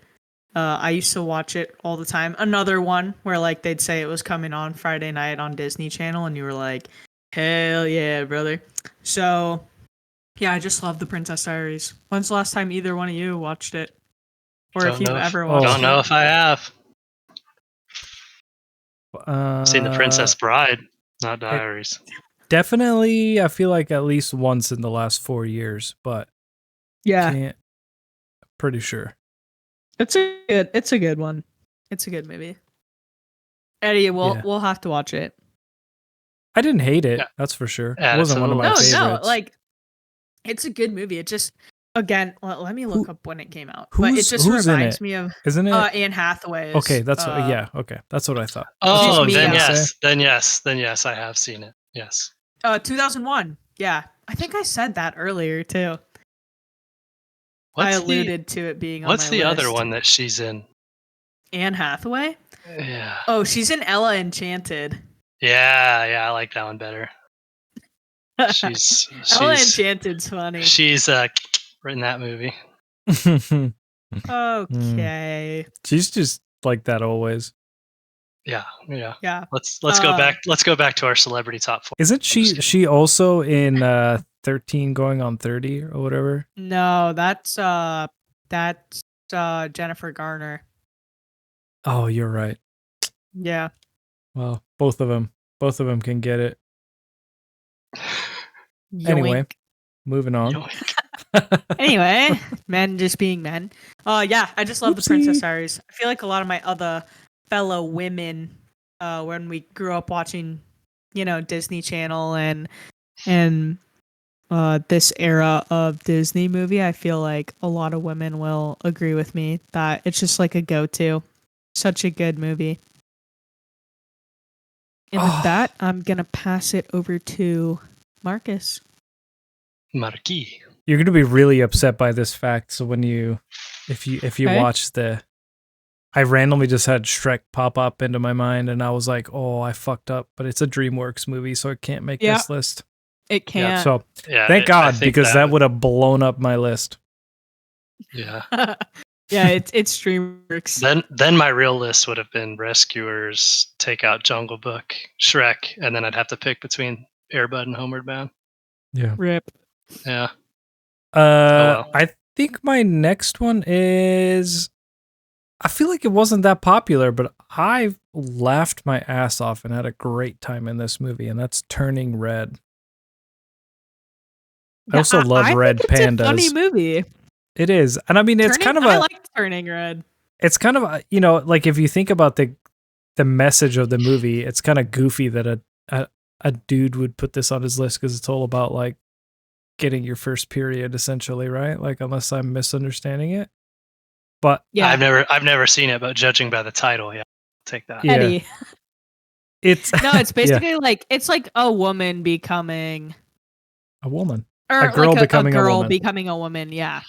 A girl becoming a woman. Obviously, we all know what that means. With her emotional stress. Yeah. Of hormones.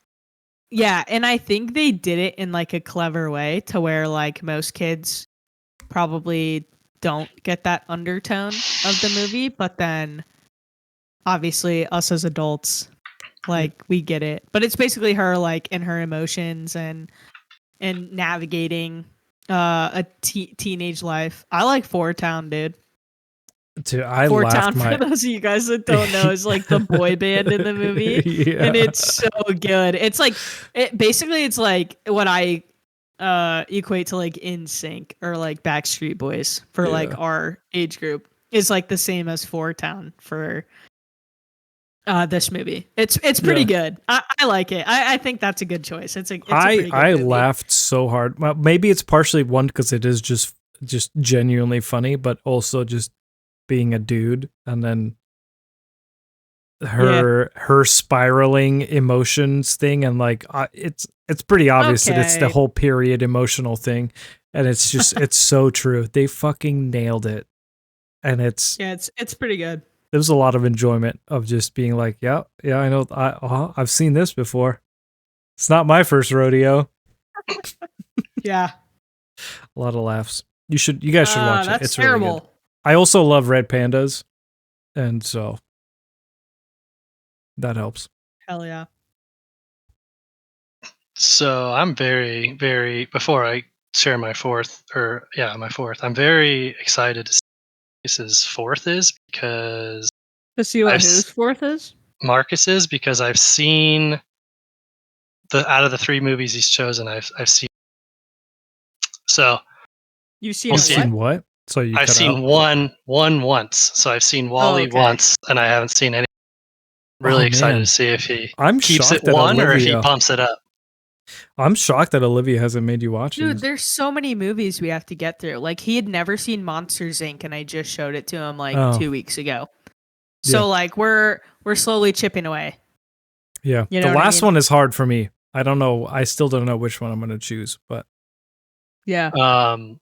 So, this may come as a surprise even to Olivia, because I was introduced to it probably within the last calendar year. As one that I've never seen. Came out in 2006, but I will say it's money. Cars 1. Yes. Cars 1 is fucking phenomenal. And it is. And I'm happy to put it on my list because it doesn't feature animals. If you didn't fucking cry watching Cars, you're not real, dude. I didn't cry. Sorry, go ahead. I don't know if I cried.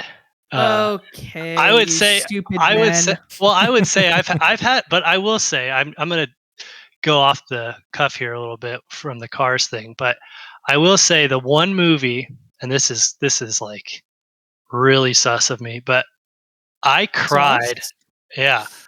I cried at the end of Pitch Perfect 2. Why? I don't know. I don't think I've ever seen it. The girls coming together and singing their song. New ick unlocked. What the fuck did I cry for? But I got choked up. Like, I didn't cry, but like I was choked up, and there was like some tears forming. It was a little gross.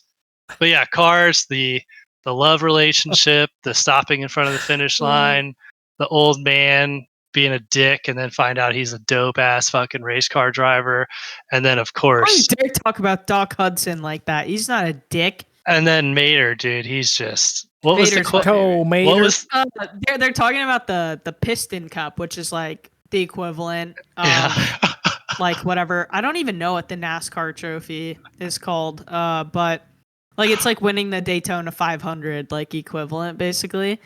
And they call it the Piston Cup, and Mater goes, "You did what in your cup?" It's so fucking funny, dude. Yeah, and so Mater's like one of my favorite characters. Like, he's just so, I love Mater. He's great. Picking Larry the Cable Guy was just a flawless choice. Genius. So we have a guy at work, and he's great, and he is. I mean, okay, I feel bad saying this to the whole world because obviously, like, Mater is kind of an idiot. Don't you dare say what I think you're gonna say. He drives in reverse real good, so watch your tone. We have a guy at work that talks just like him. He's not an idiot like Mater is, but every time I listen to him talk, I mean, I just go and like seek him out to listen to him talk because he talks just like Mater, and it just fucking makes my day every single time. That's terrible. You know what I'm talking about. Yeah, I do. I'm not saying anything though. That's terrible. It's not because he's not. The guy's not an idiot. He's very capable Mater's and smart. Also not an idiot. That's true, but he kind of has that like redneck, idiot vibe. Like, yeah, I know what you're saying, but the guy at work is not like that. Not at all. But he says that kind of stuff that Mater does, as like to be funny, on purpose, and it fucking cracks me up every time. Oh man. I really hope Olivia picks what I feel like I betrayed one movie, but let's see what Olivia comes up with here. I don't think I'm gonna do what you want me to do. That's because my last one is Monsters Inc. baby. Definitely wasn't. Well, what do you think I was gonna put? I'll save it just in case Marcus. Okay. But I'll talk about it. Dude, what a classic. And like, I've loved Monsters Inc. since I was a little girl. I love Mike Wazowski so much. He was on when we did like the favorite characters. I remember this. Mike Wazowski was on my list. So was Donkey from Shrek. So like, you just know the type of vibe I am. I feel like based off of my favorite characters. But yeah, I love Mike Wazowski. I love Sully. Like, I just think it's such a good, cute movie. And a lot of these movies for me, I feel like are very just like nostalgic. I feel like a lot of Disney movies are nostalgic. Like, you saw them when you were a kid, and now we're all adults, and you still think about these movies. You know? Well, like Onward and Turning Red are both newer ones, but still, like, they're movies that, you can still go back to. They're like, I feel like Disney movies are timeless, I guess is what I'm trying to say. Because Eddie'd never seen Cars before, and he watched it for the first time. Yeah, within like the last year, because I told him, I'm like, it's such a good movie. Anyway, Monsters Inc. It's just great. The comedy in it, I think it's hilarious. But yeah, I love Monsters Inc. Some of my honorable mentions. Oh, go ahead. I was just saying, preach. Yeah. Honorable mentions. Cars was on my list as honorable mention. Coco makes me cry like a baby, dude. I love Coco, and I love the music in Coco. I don't know. Coco's great. If you've never seen it, you definitely have to watch it, which I don't know if Eddie's ever seen Coco. No, but we're going to have to stop you with your honorable mentions at some point because we know how obsessed you are with Disney and Pixar. Well, I think I'll just leave it at Toy Story honorable mention. That's the one I feel like we've disrespected, yeah. Yeah, 100%. It was definitely on my list, and then I started thinking about real people movies. That's where my call sign that nobody calls me comes from, so. Hey, yeah. I guess I'll explain that super quick. Eddie, when he was younger, like his very first driver's license, he had a buzz cut. Is it Sid? Yeah, he looked exactly like Sid from Toy Story. Hold on. Like let's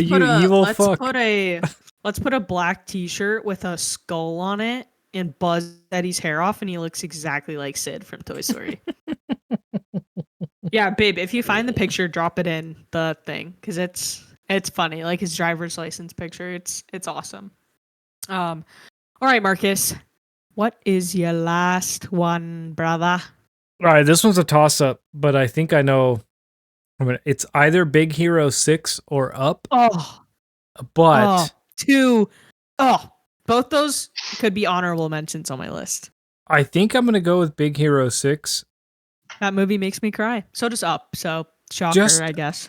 Only because I quote Big Hero 6 way more than I quote Up. But la. Yeah, I do love Up, but I think I have to go with Big Hero 6. Yeah, that's fuck, dude. I really don't. I'm so torn on this because Up is just also so good. And Doug Up is so good. I have the grape soda pin. They have them at Disney. Yeah. And I have that little grape soda pin from. Well, You I are used the to be. kid. I used to be obsessed with Up, and like I'm trying to remember. We went to Disney, I think, when I was sometime when I was in high school. I mean, we went several times when I was in high school, but I was going through my Up phase during that time, and they have like animations that Disney artists will draw up, and one of them was like like a pencil drawing, like a sketch, I guess is what you'd call it. Yeah, a sketch. There's a sketch of Carl and Ellie, and I bought it because I love that movie so much. I gotta find it and all my stuff and put it up somewhere. But yeah, dude, up. Oh, it's tough to pick between the two. I think that's why I went with my 4 like absolutes, because the second you make me pair it to like my top 5, it's kind of rough, you know? Yeah. Yeah, I don't know how. I think I'm going to go with Big Hero 6, but Yeah. the message in both of them of just I feel like the message in Big Hero 6 is bigger. You know, it's kind of like the Wall-E, where a loner weirdo kid that finds a thing that gives him a finds bunch his of purpose.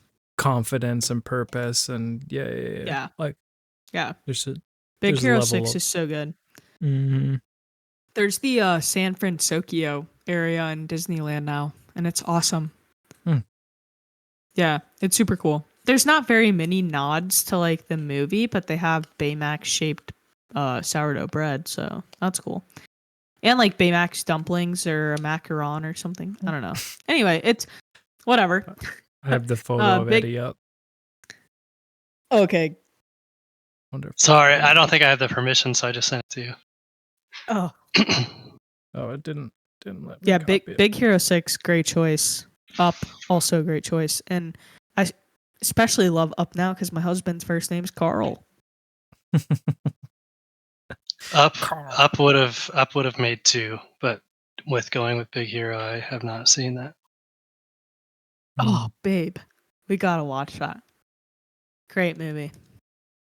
Wait, you haven't seen Up? No, I have seen Up. He hasn't seen Big Hero 6. Up is a good one. I know. Big Hero 6 is so good. It's great. It's a tearjerker, that's for sure. Do you have siblings, Eddie? I don't remember. Yes, I have a sister, Ashley. She's 5 and a but half you don't years you don't old. have have like a bigger brother or a brother. No, well, just now Joe. he does. Oh, yeah, now he does. Okay, I feel like Big Hero 6 is gonna speak to you. It's a little bit of this like big brother friendship sibling thing. Oh man, it's powerful. Yeah, it's a really good one. Yeah. Add them to my honorable mentions. Like Eddie said, me doing honorable mentions basically means nothing because. Oh yeah, it's my honorable mentions so is every Disney Pixar movie. I know. They're just so good. Like, yeah. There's a reason they're a monopoly. You know what I mean? Mm-hmm. Okay. Are we ready to move into compliments? I think so. Oh yeah, I forgot we're not doing things that make me poop. Let's go to compliments. Taco Bell. So yeah, super quick. One of the topics we discussed was our Mount Rushmore of foods that make us have to hit the toilet in a quick fashion, I guess.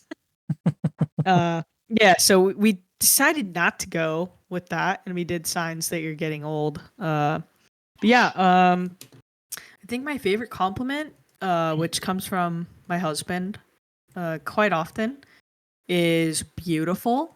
That I'm beautiful. Because I don't always think that about myself, you know? And I know it sounds really cliche to be like, yeah, of course your husband's going to tell you you're beautiful. But I feel like beautiful is so different than someone being like, yeah, you're fucking hot. Or like, you know what I mean? Like, you're pretty. Like, I feel like it's totally different when someone's like you're beautiful. Yeah. And like I said, when you don't always feel it about yourself, and then like Eddie will just say it randomly, even when I look like a slob on the couch, you know? Or a mime. And I can. What did you say? Or a mime. Or a mime. Yep, back to the mime, of course. Mm. Ha ha ha. Can I Anyway, give you some kudos Yeah. for being a lady that accepts the compliment? That's my kudos to you. Great job. There's a lot of ladies, because of the reason you just said, oh, well, it's my husband saying it, are like, it doesn't count because they have to say that. Bullshit. No, they don't. Yeah, I mean, yeah, you're right. They don't. And Yeah, and they if don't you're a have to lady, say if it. you're a lady listening to this podcast and you discount your partner calling you beautiful because you think that they have to, congratulations, your partner is going to stop saying it to you because they're going to get frustrated at saying it to you and then getting bitched at. So I'm never going to stop because I think she's beautiful. But I will say, that this is probably one of the first times I've heard how appreciative of it she is. Because usually when I tell her she's beautiful, I look like a toad or something like that. She usually answers it Ooh, with some me? sort of I'm just a worm. she answers it with some sort of like defamation of herself. Oh, so she does do the thing I was just talking shit about. Yes, she does a little bit. All you ladies need to stop fucking doing that and just take the compliment. I know, but because we it's mean hard. it. I know, but here from my perspective, it's hard when you don't always see it in yourself. Yeah. Well, here's and it's I guess it's not that I don't accept the compliment, because I do accept it. Obviously, every time he tells me like I'm beautiful, like it makes me feel nice and warm inside, and I'm like, but it's hard when you don't always think of yourself that way to then hear someone say it, and then you're like, really? Like, who? Yeah. Little old me? I look like a piece of shit today. I haven't showered. I'm sitting here on the couch in some stretchy pants and a sweatshirt. But also you got to remember, like, beautiful like equates to gorgeous, but it's also like when I say it, and I know this is a sappy moment, but like when I say it, I'm saying that your personality is beautiful, that you're dealing with the dogs is beautiful, that the love that everyone has for you is beautiful. I'm saying like a lot of things are beautiful, I tell you. So even if it's your worst fucking day when you look in the mirror, I'm not only describing. Aww, and I feel like babe. I don't want to talk on Eddie's behalf, but I'm going to. I'm going to talk on behalf of every man out there. When we call our partners beautiful, and I'll tell you the times where I've felt like a partner is the most beautiful is them at their worst. Like they just woke up and their hair's all fucked up and they're like slightly drooling. And Yeah, dude. Makes me want to break out into song, dude. Yeah, Good and you're morning, like beautiful. And you're just like, oh my God, night? look at you. You're absolutely stunning. You're the most beautiful thing that's ever existed on planet Earth.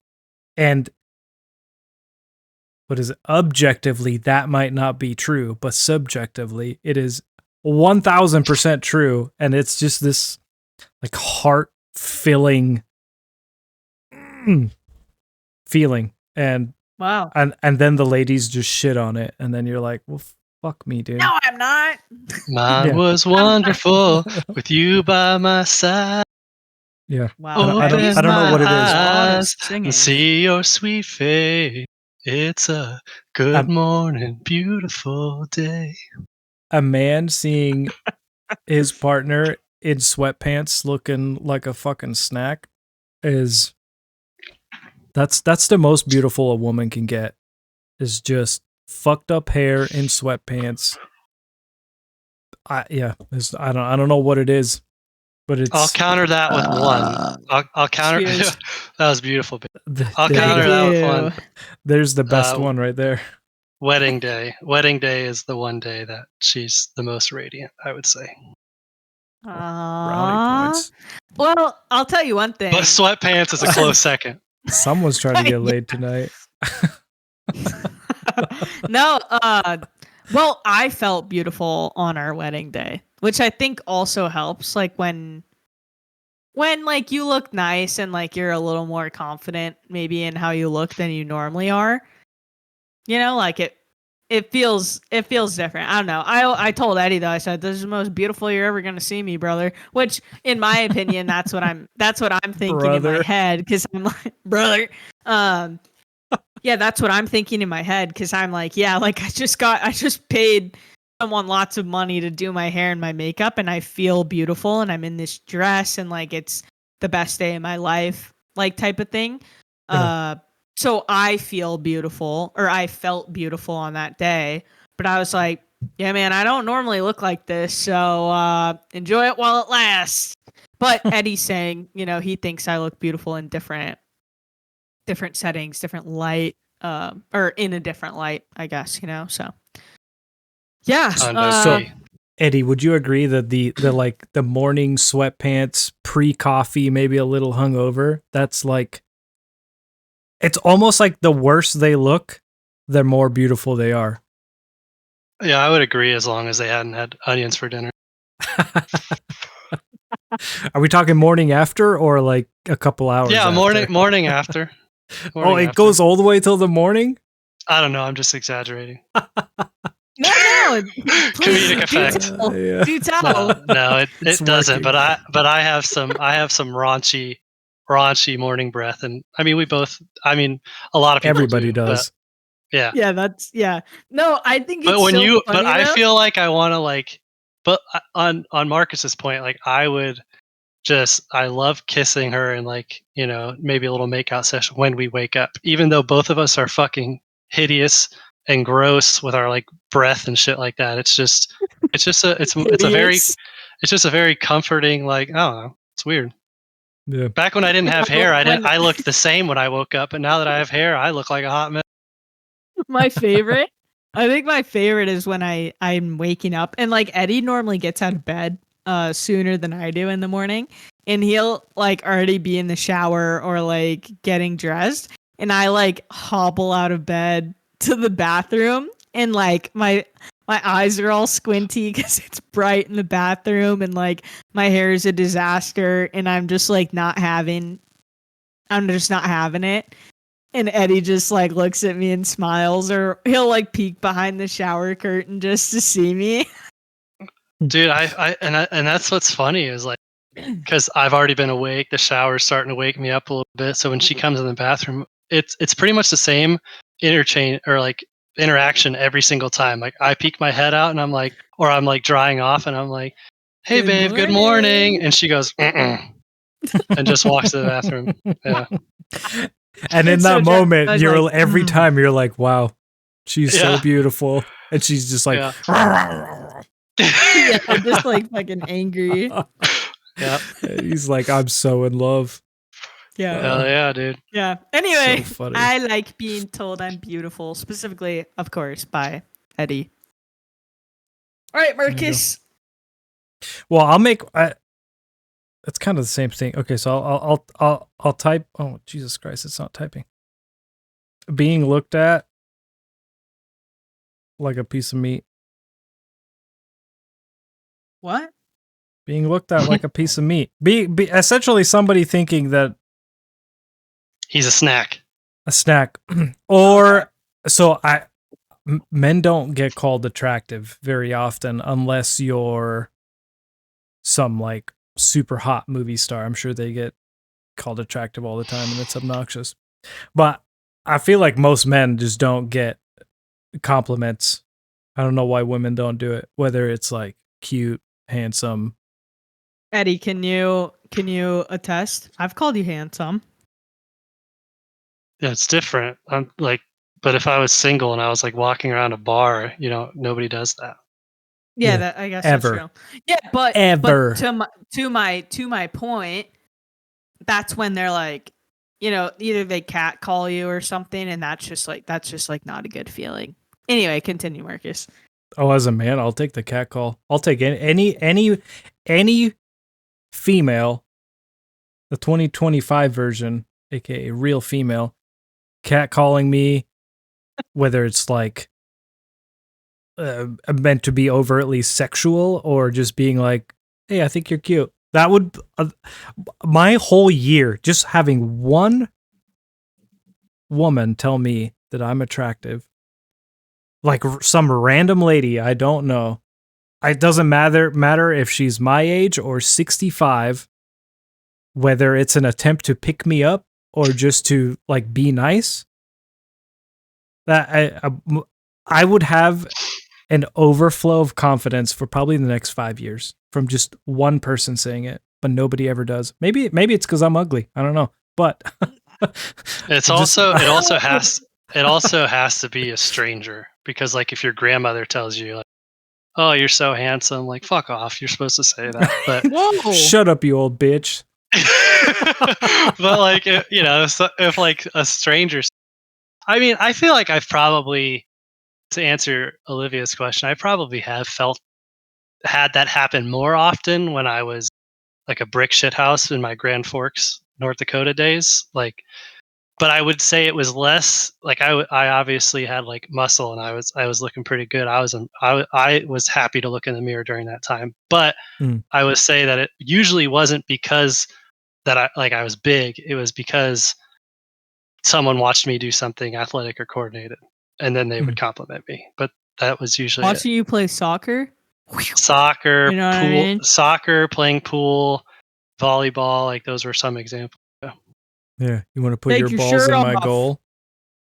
Yeah, Yeah, but it was literally. You wanna score on never me? like I shedded my holy fuck, like none of that. Yeah. Did you say shedded your shirt? Yeah, Okay, your my mic shell, cuts out slightly. my shell. Oh, your shell. Yeah, Yeah. Yeah, so whether it's like something like that or at the bar, like I had a couple girls like buy me a drink randomly and like tell me I was cute, and then like for like literally a year I felt like a new man. I was like, man, I look good, I feel good, women think I'm attractive, just from like one person doing it one fucking time. So to the ladies out there, you want a man, compliment him one time, and he's probably yours, unless he's some like supermodel Instagram douchebag. or gay. Or gay. Like Yeah. I said, Instagram douchebag. And just kidding. I caught that a little too late. The laugh was severely delayed. That was a spicy comment. That was a joke, everyone. Yeah, it's 2025. Get don't real. get us canceled, bro. Yeah, there's no more cancel culture. I can say whatever I want. Yeah, I already talked about guess that's racist. true. I already talked about the racist undertones of the Jungle Book. Like, what do you want us? All right, fair enough. So I'll just. All That's the right. caveat. There's being looked at Being like a piece of meat is like the funny way to say it, but literally being complimented in any way whatsoever at all, Like on your looks. anything, like just any. I mean, I understand why women are hesitant to compliment a man that they don't know, because he's probably like, you make that one compliment and he's hooked on you, because it never it happens so rarely. So if a girl says that to a dude, his immediate reaction is going to be, "You're amazing and I love you. Please be with me forever." Oh my gosh, your shoulders are so broad in that button up. Ooh, Yeah. thank you. Yeah. Oh, you want to get married tomorrow? Oh, You know, so it's hard for women to No, come out I and say know. it, because nobody ever does it, which means that you're going to catch yourself probably a stage 5 clinger the first time you give some dude a compliment, because it Yeah. never happens. So, you know, if women just did it more often, then it wouldn't be such a big deal. But because it isn't. So if you're a Right. lady and you really want a man, just compliment him in literally any way at all. Just be like, nice hands. And he's in. You got him. You They're hooked so him. soft and milky white. Yeah. Oh my So god. pink. Uh, You must have Alright, good Eddie. blood flow. Your hands are really pink. all right, so I will say, shout out to Wenwi, my stepmother-in-law. So I know you're asking for compliment, and I'm gonna write it down. But the opposite being told to me is probably my least favorite thing to hear.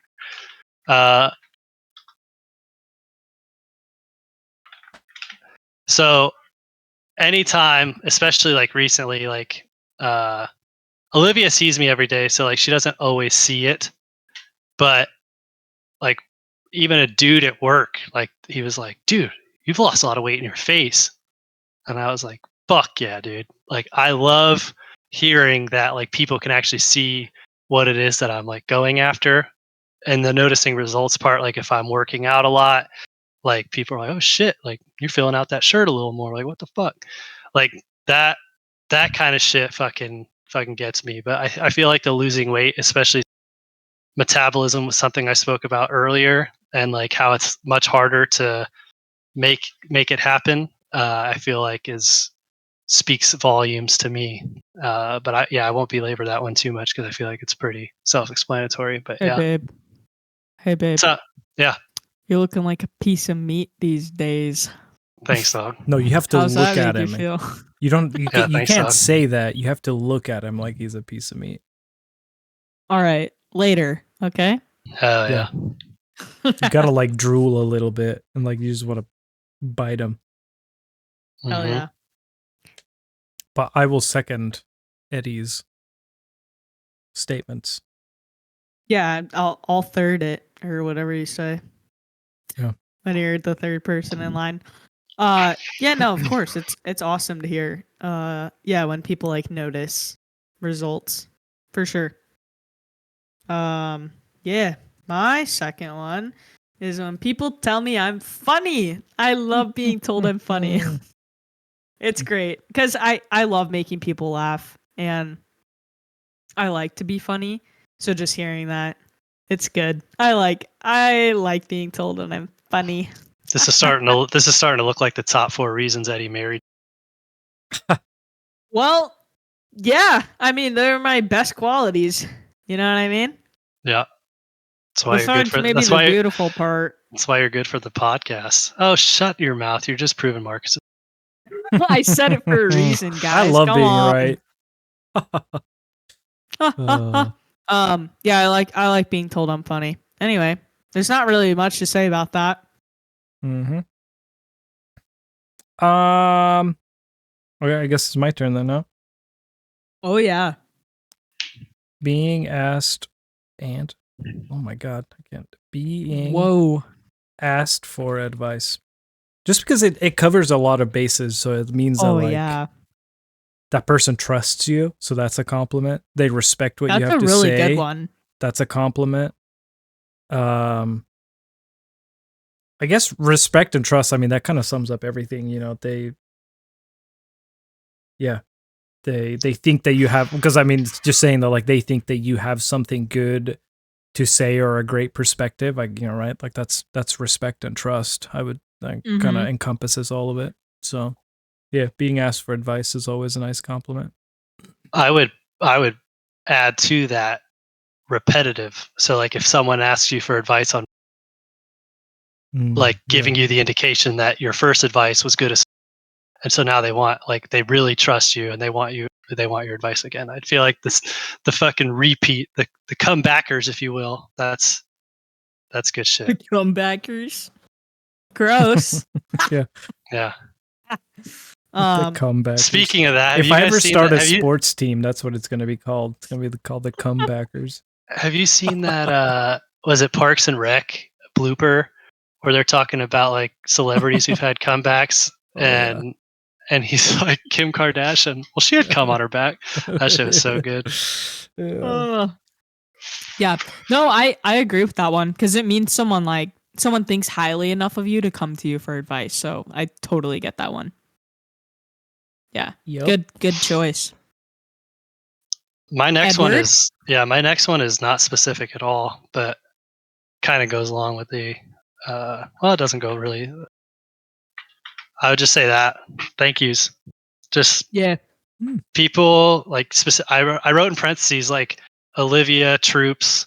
So like when my troops come up to me that just won BTZ and I wrote the package, they're like, "Oh my god, that's below the zone when you make a rank 6 months early." For those out there that are listening, when we know that you are non-military people. Yeah. So I would say, yeah, just thank yous in general. Like even the simple ones, like opening the door for somebody and them saying thank you. I feel like, and then when you don't get the thank you, it's disheartening. But when people go out of their way to be like, "Oh, thank you for," even if it's just holding the door at church, and like the old lady walks in, old lady drops her purse or wallet, and you pick it up and give it to her, like a good deed, and then it's the thank you that like makes you know that you did good. Solidifies it. Yeah. Yeah. Mm-hmm. No, Mm-hmm. and I feel like most of the time you don't, or just society in general doesn't think of like saying thank you as a compliment. So, yeah, no, I think that's a good one. Because I normally don't think of thank yous as a compliment, but then when you describe it in the way you're like processing it, it's totally a compliment. Mm-hmm. Yeah. No, that's good. Thank you for that. Appreciate Know what I it. mean? Yeah. Somehow I didn't feel Just trying warm. to get in your pants, dude. Yeah, somehow Careful. I didn't feel warm inside after that. Thank you. But go ahead. Go ahead. Okay. Another one. Keep the For one word me. thing going, dude. That's what I'm doing. Hell Is yeah. when whoa, sorry. Sorry if you guys can hear my dog sniffing the microphone right now. He's up on the chair with me, or he's trying to get up on the chair with me. It's what was I gonna say? Oh, sorry. Bo, come on, little buddy. It's really nice when people sorry. If you guys could see Bo right now, he's like trying to get on this chair with me. It's nice when people tell me that I'm kind. Sorry, took me a long time to spit that out, but I really try to be kind to everyone that I come across, and unless you're just like being a dick to me or just like you have an attitude, I'll still try to be like nice to you until it gets to the point where obviously we've reached that point. I'm just talking about like random people. Like for some reason someone's just like in a shitty mood or being mean. Like why would I be mean back to them, I guess?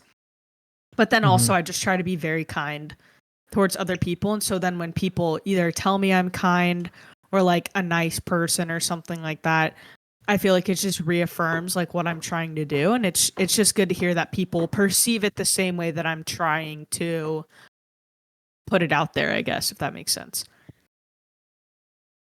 Reach. Anybody? No, you nailed it. Yeah. Okay, good. Nothing else to add. You're a very kind-hearted human being, dude. I'll save my comments for later, dude. Yeah, save them for later, dude. Later, Bow, dude. chicka, wow, wow. Sorry. Oh, Marcus. Gonna show you kindness all night. Yikes. It's a school night.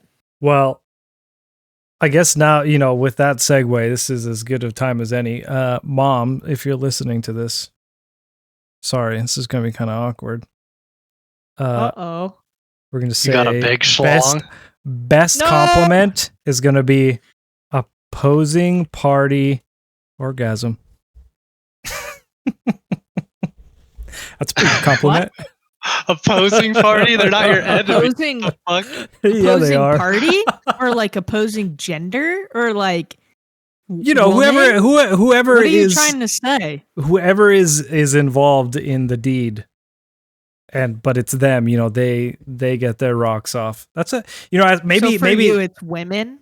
Yeah, because that's kind of a meme, right? The men are bad in bed and it's all about them and they don't ever care about the lady. So then, the lady gets her rocks off and it's a good compliment to you as a man. I don't know if I probably feels the same way for you in the opposite direction. You don't think it's a compliment to you when it is. I don't know what to say about this. You feel awkward, I could tell. No, it really just like it really caught me off guard. And then you said opposing party, as in like what political parties or like I don't know opposing. It sounds like if you just put orgasm, like, are you talking about yourself or are you the other person? So the other person. You could have said like fucking women. Receiving party or something. Opposing sounds like you boxed her to a fucking orgasm. Well, everyone's got their thing. You got in the octagon and you beat the shit out of her and she had an orgasm. Well, beat the shit out of something. And she had an orgasm. Ooh! Beat that box. Yike. flicking the anal. No. Flick that bean right off. Eddie. You're in trouble now. No, he's not in trouble, but this is a family. No, I'm just kidding. It's not a family podcast. Not at all. No, but yeah, I guess that's a compliment. Yeah. Isn't it? Yeah. Once you get over the awkward nature of the fact that we're saying this to the world, I mean, tell me one thing that makes you feel better about yourself. I would say beautiful. I would say for dude, it's this one is probably more suited for dude to gal, as opposed to gal to dude, because dude's gonna nut no matter what. So, dude's not. That's not true at all. I think there's actually an interesting topic here to be spoken about. I don't know. Well, if we've already opened Pandora's box. Well, so there is what are the my God, why can't I think of it? The name of it. The types of connection you have with a person. So there's avoidant, secure. I don't know. I can't think of what the fuck they're called. Attachment styles. So I forget what they all, but there's the main ones are like avoidant and secure. Then there's anxious. And I forget what the last one is. And essentially, they've done a bunch of psychological research on what kind of sexual interactions people of different attachment styles prefer. And so, like, if you're secure attached, like a one night stand won't do anything. Like, so if you're a dude who is like enjoys secure attachment, not going to get your rocks off on a one night stand, most likely, because it's not about the physical nature of it. It's more of the mental side of it. And if you're insecure attached, you're probably actually like, you might run into erectile dysfunction in a relationship because you're having insecure thoughts about your connection, and that the emotional connection you have is actually probably turning you off. So that would make you a person who enjoys one night stands. It's a super interesting, very deep topic that I don't necessarily think it's new to psychology, but it's been more openly talked about in the last couple of years. Yeah. So no, dudes don't just get off. So it is also a positive for women. But dudes, get in the comments. The stereotype. Just kidding. The stereotype is there for sure. And stereotypes exist for a reason, because there's, some level of truth to them. But yeah. Yeah. All right.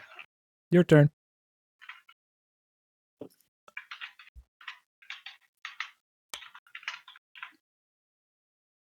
So, yeah. I mean, it kind of goes with the thank yous, but tell the people what it is. It's great leader, specifically referencing like the Air Force, the current role that I'm like filling, somebody which is saying first that you're a great leader. Yeah. Somebody saying that I'm a great leader, or I feel like one of the best compliments was when I was leaving Grand Forks. My troop was 3 or 4 years older than me, I want to say, and she joined late, and she cried at my going away, gave me a hug, did not want me to go. Like, it just just feels good that you've had that like influence and impact over somebody. Yeah. So and then in the first sergeant role, where you're kind of just all about the people, everybody in the unit, as opposed to just like your direct subordinates, it's very nice. Like, simple things. Just we have a pregnant girl in our unit that needed the allowance to buy her maternity uniform, and she asked me to draft up a memo, and so she could take to finance and get paid for it, and I gave it to her, and like, you would have thought I solved world hunger on her behalf, because she was just like super, super grateful. So it's not all just about like the leader part, but just again, it kind of alludes back to the thank yous, just people being like super like having a lot of gratitude for what it is that you put forth every day, and it's not all about you. Yeah, one of my honorable mentions, which it might be my fourth one, is genuine appreciation. Mm-hmm. Yeah. Spoiler alert. Yeah. Mm-hmm. I think so. My last one, I'm kind of between two. Being told I'm like a very optimistic, positive person, because that's the energy, I guess, that I try to exude all the time. Is that I am a positive person. Eddie has definitely, he's seen me at my best, he's seen me at my worst. And I'm definitely not always that positive person. Like just all the time, of course, but like, Eddie's my husband and we see all of each other literally and figuratively, you know what I mean? Hey. Anyway, sorry, I just made that like I took a nice moment and ruined it. What do you Way to expect? go. But yeah, so like it's nice being told that, I'm an optimistic and positive person, but the other thing that you both have kind of already touched on is just like receiving like words of affirmation. That's like the love language that I am, and so being told like either hey, thanks for doing this, or hey, great job doing this, like that's kind of what really like I don't know, makes me feel seen. And like in of course our marriage, like it makes me feel loved, like the words of affirmation, which Eddie's really good at doing because he knows that's my love language. But then like even people who don't know that that's my love language, I'm just saying like being told you're doing a great job just makes me feel very seen, and it's a good feeling. So I don't know, optimistic or like words of affirmation, I don't know which one to put. Maybe I'm gonna go with words of affirmation. Well, I think you're beautiful, funny, and kind. Thank you. Really great. Really good. Yeah, I don't know. I like words of affirmation. So I think I'm gonna go with that. Even though I do get told that I'm a positive person, and I really appreciate being told that because that's how I try to be. Even though on the inside I'm probably not feeling that all the time. Yeah. That's it. Yeah, That good. last one is tough. I have like a bunch that I don't really. So one that I already said, the genuine appreciation. Yeah. One kind of a funny one is someone falling asleep while I'm driving. Say, "Oh, you trust me?" That's like a funny. That's true. That's kind of That's a a funny good one. little compliment. Yeah, it is. That's why I never sleep in the car. Yeah. What? Yes, you do. He don't trust you. You've slept while I'm driving. Don't act I like know, you I haven't. know, I know. I was just trying to plug a funny, dude. Plug a funny? That's what she said? Question mark? Yeah, there you go. Just kind of being trusted in general, but I think that kind of falls under the advice thing. We already talked about that. And one that just popped in my head when you were talking about the words of affirmation is, I think I'm going to go with this one. Explore ideas with me. Like if someone is willing to just explore ideas rather than sharing their opinion, if that makes sense. Like you're willing to entertain thoughts that you don't necessarily have. I guess I don't know if that's really a compliment of more than that's just like a type of person that you are. But it's what makes you feel good. So like, yeah, it might not be directly. compliment. It might not be directly correlated with what you're saying, but like in Korea, one of my fondest memories there was this guy. He was like, he called every sport sports ball because he was so just disgusted at the idea of organized sports. And obviously that was not speaking well to me because I've only done that my whole life. But he was huge into like D&D, Dungeons and Dragons, for those that don't know what that is. He did like Magic the Gathering and all that kind of stuff. But asked me if I wanted to be in his Dungeons and Dragons thing, and I know that he like hates sports and all that kind of stuff, and he knows that I'm not the dungeon master, if you will. So he asks me like, "Hey, you want to do this Dungeons and Dragons thing?" And I was like, under one condition." And he's like, "What's that?" And I go, "If I do it, you have to pick a sport, and I'm going to teach you how to play it." And he was like, "Okay." And so like we explored each other's interests, or he had an idea for me to be in it. I had an idea for him to get into something that he wasn't super like happy about. And now he plays volleyball all the time. And I wish I could say I still play Dungeons and Dragons. But an awesome compliment from that time was that I was the character said put the most into it. Like I was what was I? A bard gnome. So I was like a singing poetry type. And so I brought poems about every character to every session. And I brought poems about like the quest that we were going to go on. And I would like sing them or like do a little jingle to them.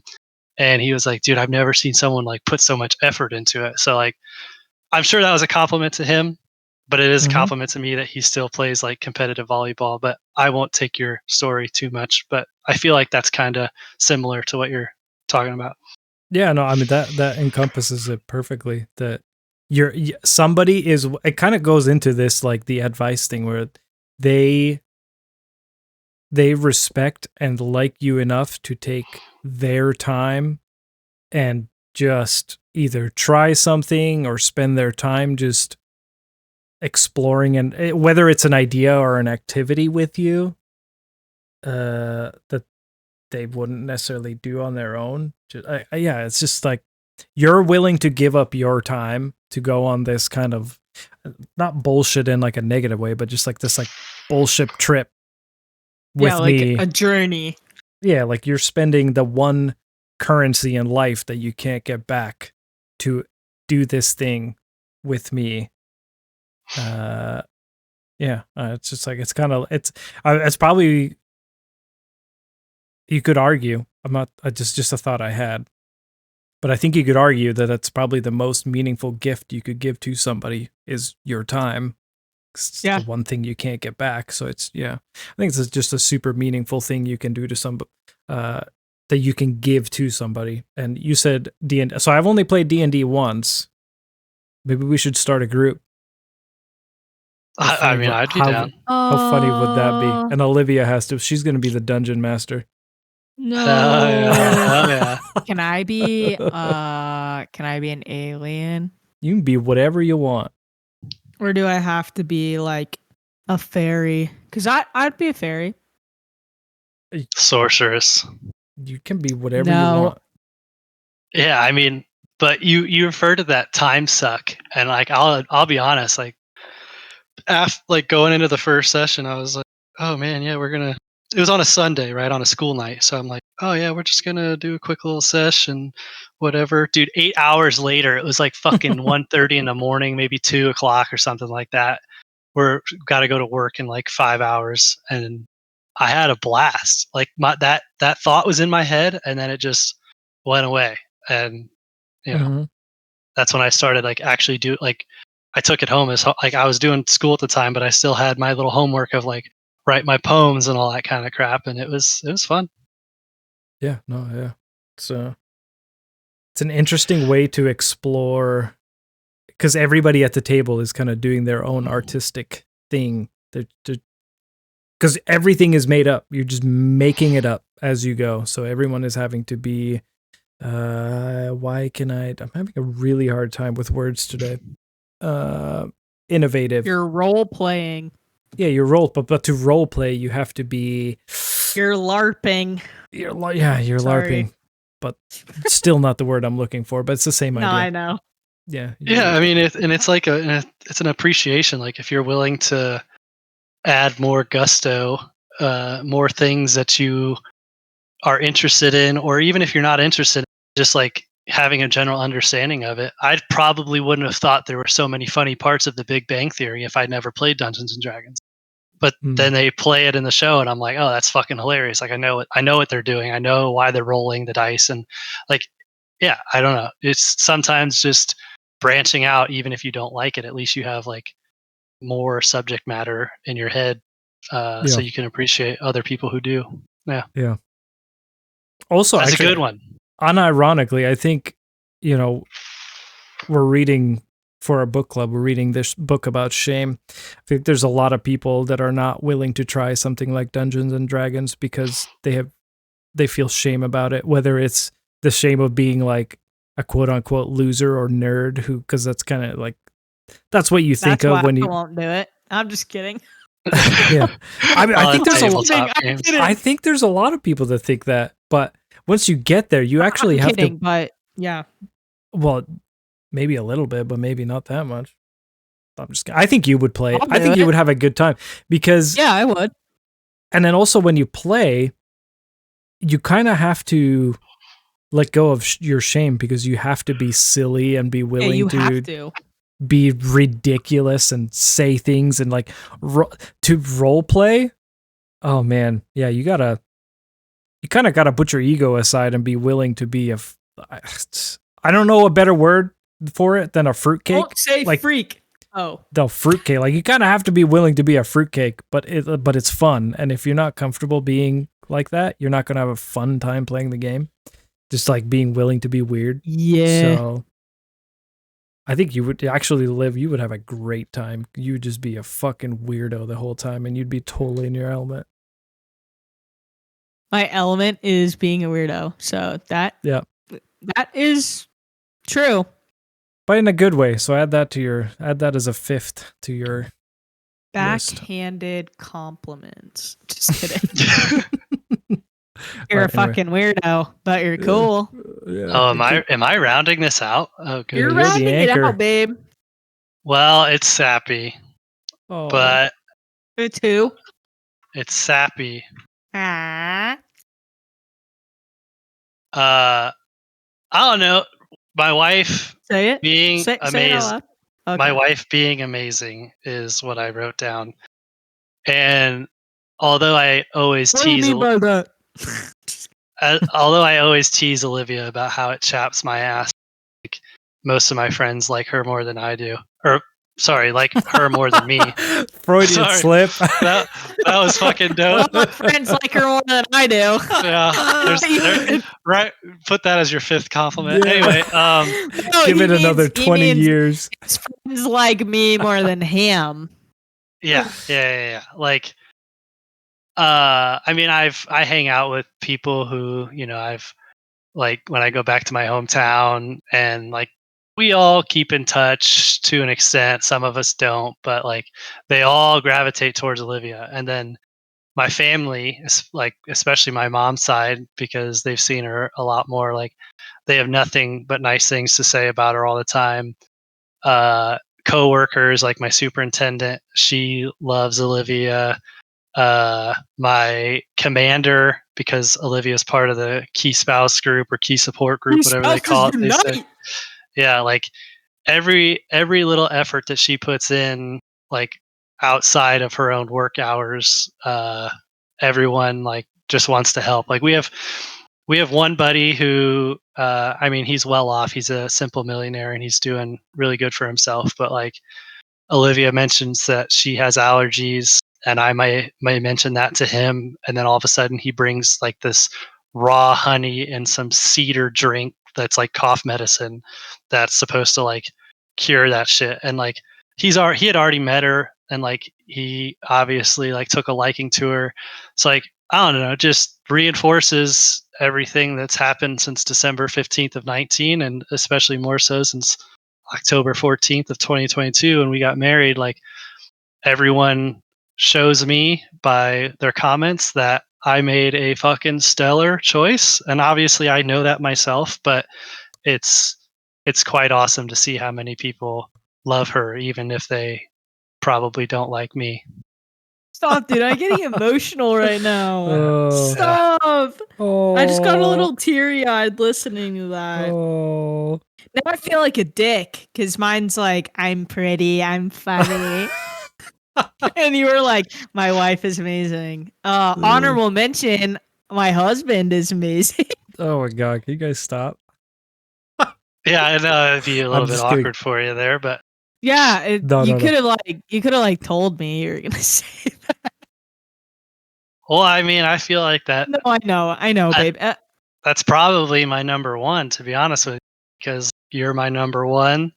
And I don't want to go through life with anybody. I don't want to go through life with anybody else. You know that Patrick meme from SpongeBob where he like has the, I'm gonna pull it up and I'm gonna post it in there. He has like the hard eyes and he looks like a doofus. That's how I feel right now.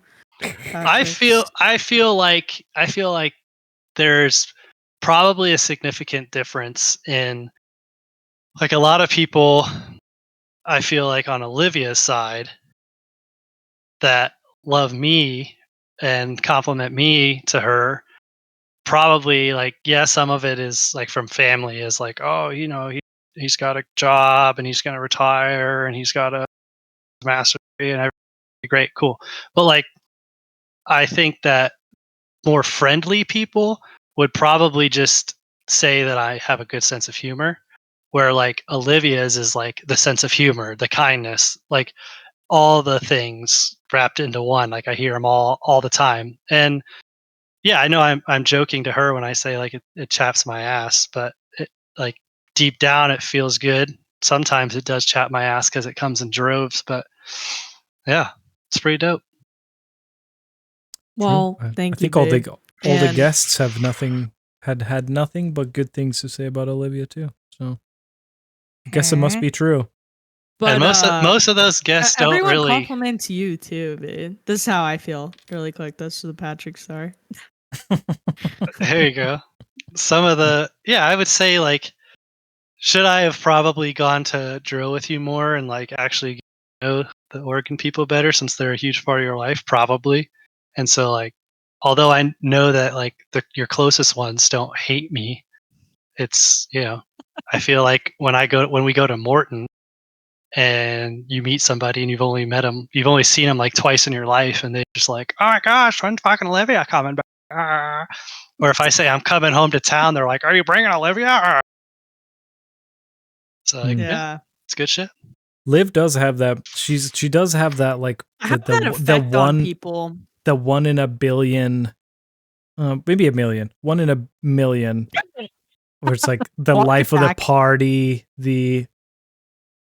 Is like the fun person in the group, makes the conversation happen, picks the fun things to do so that like everybody else can just kind of like relax and go along for the ride. She just has the energy to be the leader of most situations. So it's just, I think a lot of people are just drawn to human beings like that because they can kind of just take a back seat and hang out and just go along for the fun ride, rather than having to be like, oh, I gotta say something so it's not so quiet and awkward. Well, Liv just puts that hat on and and I don't think everyone from that. I don't think there's like anything fake about it. It's just like genuine. Yeah. And she mentioned earlier, like, I see her at her worst, and I think she's talked about it on the podcast before. Like, a lot of the times when like she isn't kind, it's lashing out to like family, like people that like the closest people to her. But like with everybody else, like because she knows what her family's going through. So like, although nobody wants to see the worst version of Olivia, the people that she's being kind to, she doesn't necessarily always know what they're going through. So she always has the hat of like just being a kind-hearted person, because if she was like the way she is, like, with her mom sometimes, or her dad, or me, they would be like, who the fuck is this person? Like, why is she talking to me like that? But she understood, like, she has a better grasp on like the social connection. I will fuck somebody up verbally and like not think twice about it. Or if I'm having a bad day, I might, not be the great leader that I put earlier, and I might just like they might feel like I shrugged them off, even though I'm like busy doing something else to help somebody. Like, they don't see it that way. Where Olivia will drop everything she's doing and be like, what do you got? Like, I'll help you. She'd be a fucking excellent person too. Yeah. That's the worst, when you're sitting there like thinking. I like my analogy for this is, the little kids game where you have to put the shapes inside of the box. Like, it's a square, a triangle, and all, like, yeah. Yeah, and you guys don't have to move furniture with you don't have to see the. I know she talked about that last podcast. Yeah, that was funny. I can only imagine. But like sometimes you're sitting there, like I like describing it as I'm thinking in squares because I'm like trying to put the square in the square hole, and then somebody comes out of left field and like is thinking in circles, and I'm just trying to fucking jam the circle into the square hole, and it's just not working. Yeah, you're playing that little game at the doctor's office. Yeah, and then finally I have this realization of like I disassociate or whatever, like snap out of it, and I'm like, oh, I'm just sorry. I was totally. I don't even know why I said what I said. I was just thinking in this way, and sorry, it took me a second to snap out of it. But Olivia is so good at just immediately recognize fucking circle through a square anytime. Yeah, so anywhere. it's either finesse that she can fit it in the hole, or she's just really good at so to speak attuned. Yeah. She's just so attuned that she fixes her process of thinking with people immediately. I think they call that squirrel brain.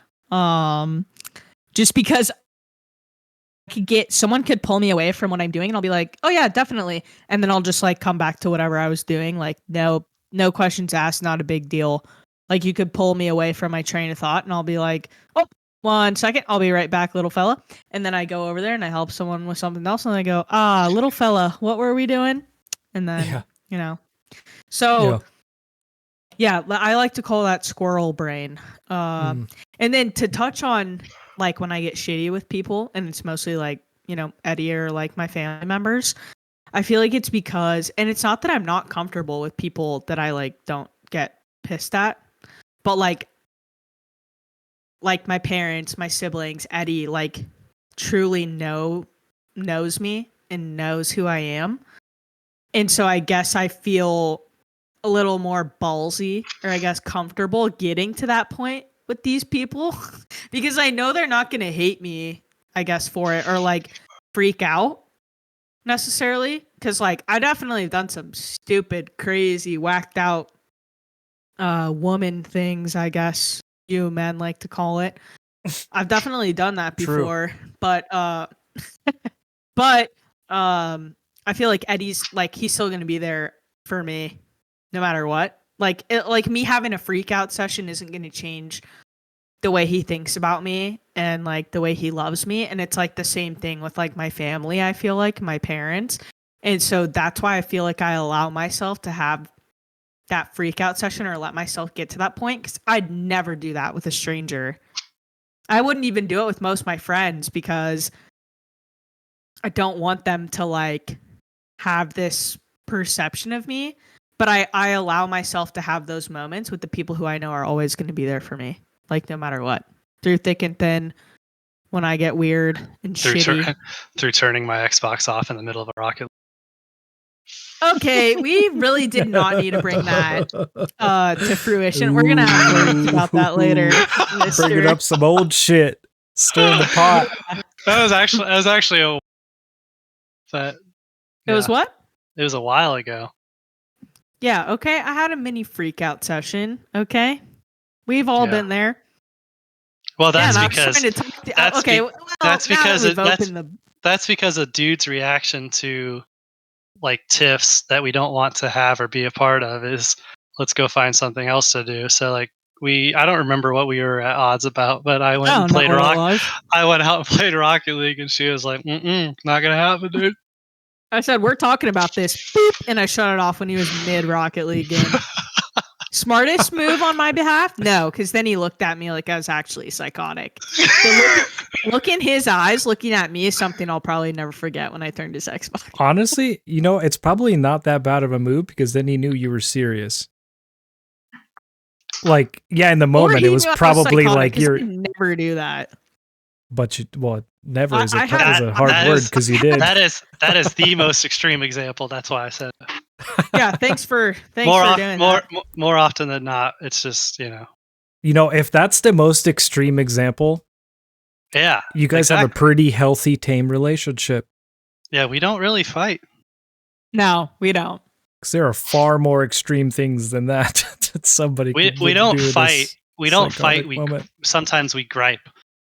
Like Yeah. I have a way of doing things. She has a way of doing things. They're not the same. And There's the onions. Nice. Yeah. Nice. I can smell it from here, dude. Our lad. Yeah. Okay. Do you have anything else to say, babe, about my wild streaks? Oh, I thought you were gonna say that that my wife is amazing. What are you compliment fishing right now, dude? No. No. Yeah, okay. I think we should roll through. I have one more thing to say. If Eddie, if someone I don't know, is that a worry of yours that you think Olivia's friends don't like you? Because if Olivia's friends don't like you, that maybe there's one or two and they can fuck off. That's fucking dumb. I don't. Friends and family adore him. Yeah. By the way, Like I said, I think it's the ones that I haven't really like experienced. Like her friends from high school, I see on a regular basis, especially like Tori. So like I'd like to think, yeah, like Tori, Megan, and Dina. Like they've all. Well, not even Dina really, just Tori, Megan a little bit. So yeah, I mean, I think they're like they have no issues with me, and I know her family loves me. Yeah, but I'd say it's not you, but like some of the Oregonians. Like I don't know Pena from a whole. Like I don't think I've ever spoken words to him. So like he has no reason to like me. Like he has maybe with like hearsay from Olivia, but he has me. But it is awkward that like Olivia and him are close, but I'm also like kind of far out and funky in that whole relationship. And I feel like yeah, but you have friendships like that too. You know what I mean? Yeah. Like all my Xbox buddies, Olivia. Yeah, I don't know any of those people. They're just like random people to me. She knows some of them, but yeah, I don't know. Yeah. I don't think Olivia would tolerate people in her life that had like not good things to say about you. Not only that, but I feel like Marcus could probably attest to it. Like when I was at drill or still going up there, like mostly for like my Oregon friends and stuff. Yeah, I talked about you all the time. I feel like. Yeah, I feel like I'd always talk about Eddie. I don't think I've ever heard a negative thing. So yeah, it's what there's a compliment for you. I don't know. I just feel like it's more comforting to know the person on like a somewhat personal level, and I feel like out of all the people in your guys' unit, I feel like I probably grew closest to Spicy because I played basketball with him on a routine basis, and we were stuck in Camp Q for 10 straight days. And it was just me and him like throwing the football and stuff. So like, besides that, like, and I would say like, I kind of, now I'm starting to like reminisce of the deployment, but like, Logan, Foxy, I mean, even like Jensen, but like when we were all having like our 3 drinks at the Camel playing, whatever that fucking game was, sequence, yeah, baby. So like I have that, but like Caitlin, like I don't have any.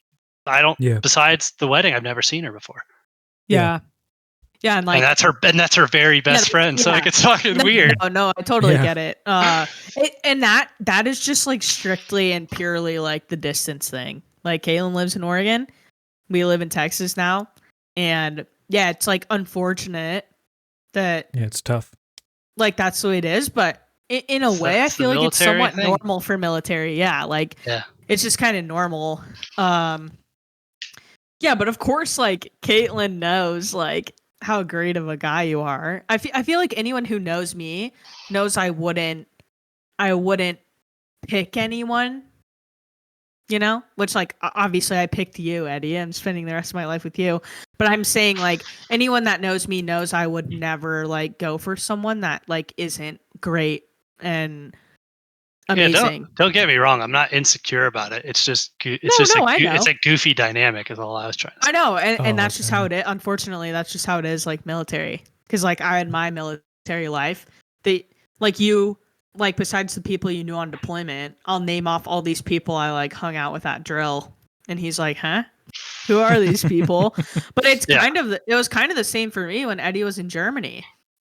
Yeah. Like when we were separated, he was hanging out with people all the time. Like, who are they again? Who are all these people that I never met? So yeah, it's definitely an interesting dynamic with the military. And that's why that's why Jordan Durant was in the wedding. Like he was like my very best friend on the deployment besides Olivia. And he was like our first mutual friend. And so like I think of it like, you know, whether him and I keep up very often or not, we don't, but like shout out Jordy. Yeah, shout out Jordy. He's in the groomsman chat, so he sees my messages and all that kind of stuff, but like we don't keep in touch like overly, but he was my dude on that deployment, and he was like super fond of Olivia like everybody is. But yeah, I don't know. It's different when we either have friends that we met together, vice all these distance people friends. Like I wish Olivia could know TJ better because he was one of my closest people in my entire military career. But she's seen him like twice, maybe. Yeah. I think it's pretty cool too that I know a lot of people, whether it's female or male, that would have some significant insecurity issues with, like, you know, would come to Oregon and say that she was hanging out with all these people, and you're like, I have no idea who these people are, and you just like have to be cool with it. There's a lot of people that would not be able to do that. So props to you. Well, if you knew my past, and one of my exes, that individual broke that out of me. So I used to be a pretty insecure mess, and I've had my bouts, but like, yeah, that individual was like the person to be insecure with, and I know that I was probably cheated on like multiple times. I don't even know if that's true or not, but that was so broken out of me, and Olivia was so like genuine. Like, you got to remember, Olivia met me when I was a pack and a half a day smoker, and not once did she ask me to quit. Even though I fucking hated it, bro. Yeah, but every other person asked. Like, and then when I went into Camp Q, I had been quit for like a month, and Olivia brought me a carton of cigarettes because she knew I wanted them because I was fucking sitting in there not being able to do anything. So like, she's been way more understanding about like that kind of stuff. So yeah, I've never had like once you got to know me, it's like, what I guess you probably realized like why have I been so insecure? Because like I'd never ever like be how do you say it? Disloyal, unfaithful. There we go. Yeah. But also just like in a loyalty, like I'm not gonna like throw you under the bus in front of people who I don't know too. But like also, yeah, the unfaithful thing. I could never ever do that. That's just not the kind of person I am. I've been cheated on before. Like I could just never do it. And I think once you realize probably that that's who I am and I'd never ever do that, it's a lot easier to let all your walls down and be like, okay, wait. I also just think that the lack of insecurity is not, I don't want to take this away from you, Olivia, that you're loyal and he sees that in you, but the lack of insecurity is not about you. Yeah, for sure. I mean, I guess it can be if you were that kind of person to give him a reason, but I feel like insecurity is kind of you feel secure about yourself, thus you don't project that forward onto somebody else. You know, so 100%. I just think it's cool because, yeah, bring back my whole point of I just think it's cool that you're okay with Olivia having guy friends. Well, I guess, yeah, that's the simple way of saying it. But just like having all these friendships that you don't know or quote unquote understand because you don't know the people, but just being completely chill with it. I think that's a really rare. Maybe it's not rare. Maybe I just don't know enough people. But it feels rare enough to be worthy of note. For sure. Eddie's fantastic. Anyway, Yeah, that's except my none of your good man. thanks Charlie for coming to my Brown. TED Talk. Yeah, shit. yeah.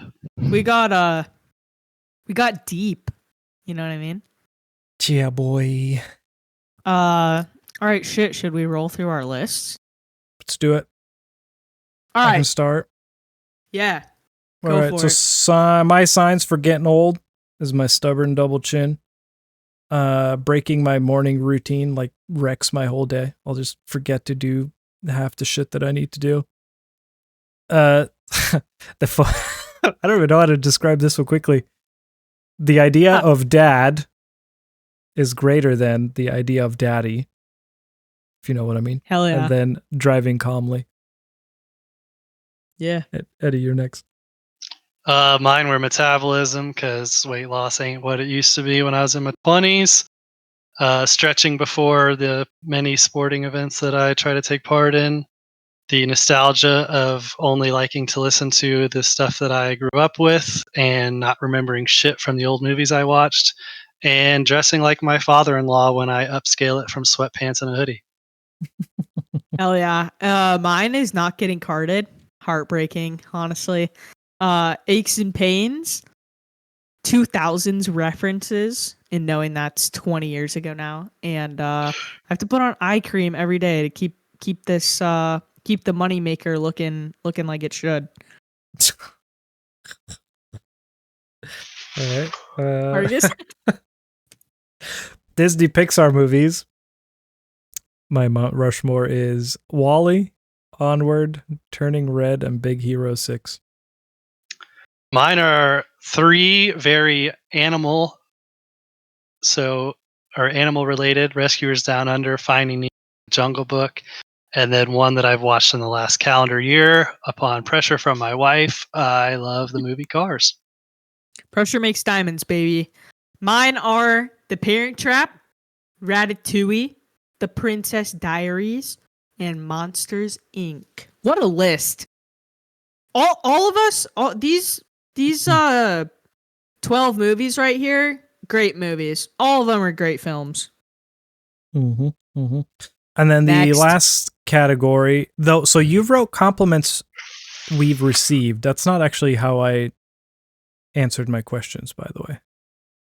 I mean, I guess all these things have happened to me, but yeah, mine was more like idealistic. Like if I could, it's almost like advice to like I'm thinking, speaking to women. These are the things that you should, think about doing for a man, from my perspective. All right. So and with anyway. that explanation, yeah, so here's his list. being complimented in any way / being like, look at a man like he's a piece of meat, and you'll score. Anybody in general asking for advice, and the more, to Eddie's point, the more times somebody asks, one singular person asks for advice, the compliment like grows exponentially, because obviously they're trusting and all that. Opposing party orgasm, and then somebody who is willing to explore ideas with me. Just skip over that one real quick. That one right in there. looking like a piece of. We're just gonna slip that in there, so to speak. Yeah. Yeah. Wait. Where's the thing? Oh. When you're in the slip it in octagon. there. Slip it in there. There we go. That sounded so bad with two of them. Okay. Exactly. All right, Eddie. Anyway, losing weight, or people noticing results of, running, going to the gym, what have you. General thank yous for good deeds that you may do during the day. Being told that you're a great leader, specifically talking about my Air Force experiences, and that my wife is amazing. When I hear other people say that, it just warms my heart. Oh.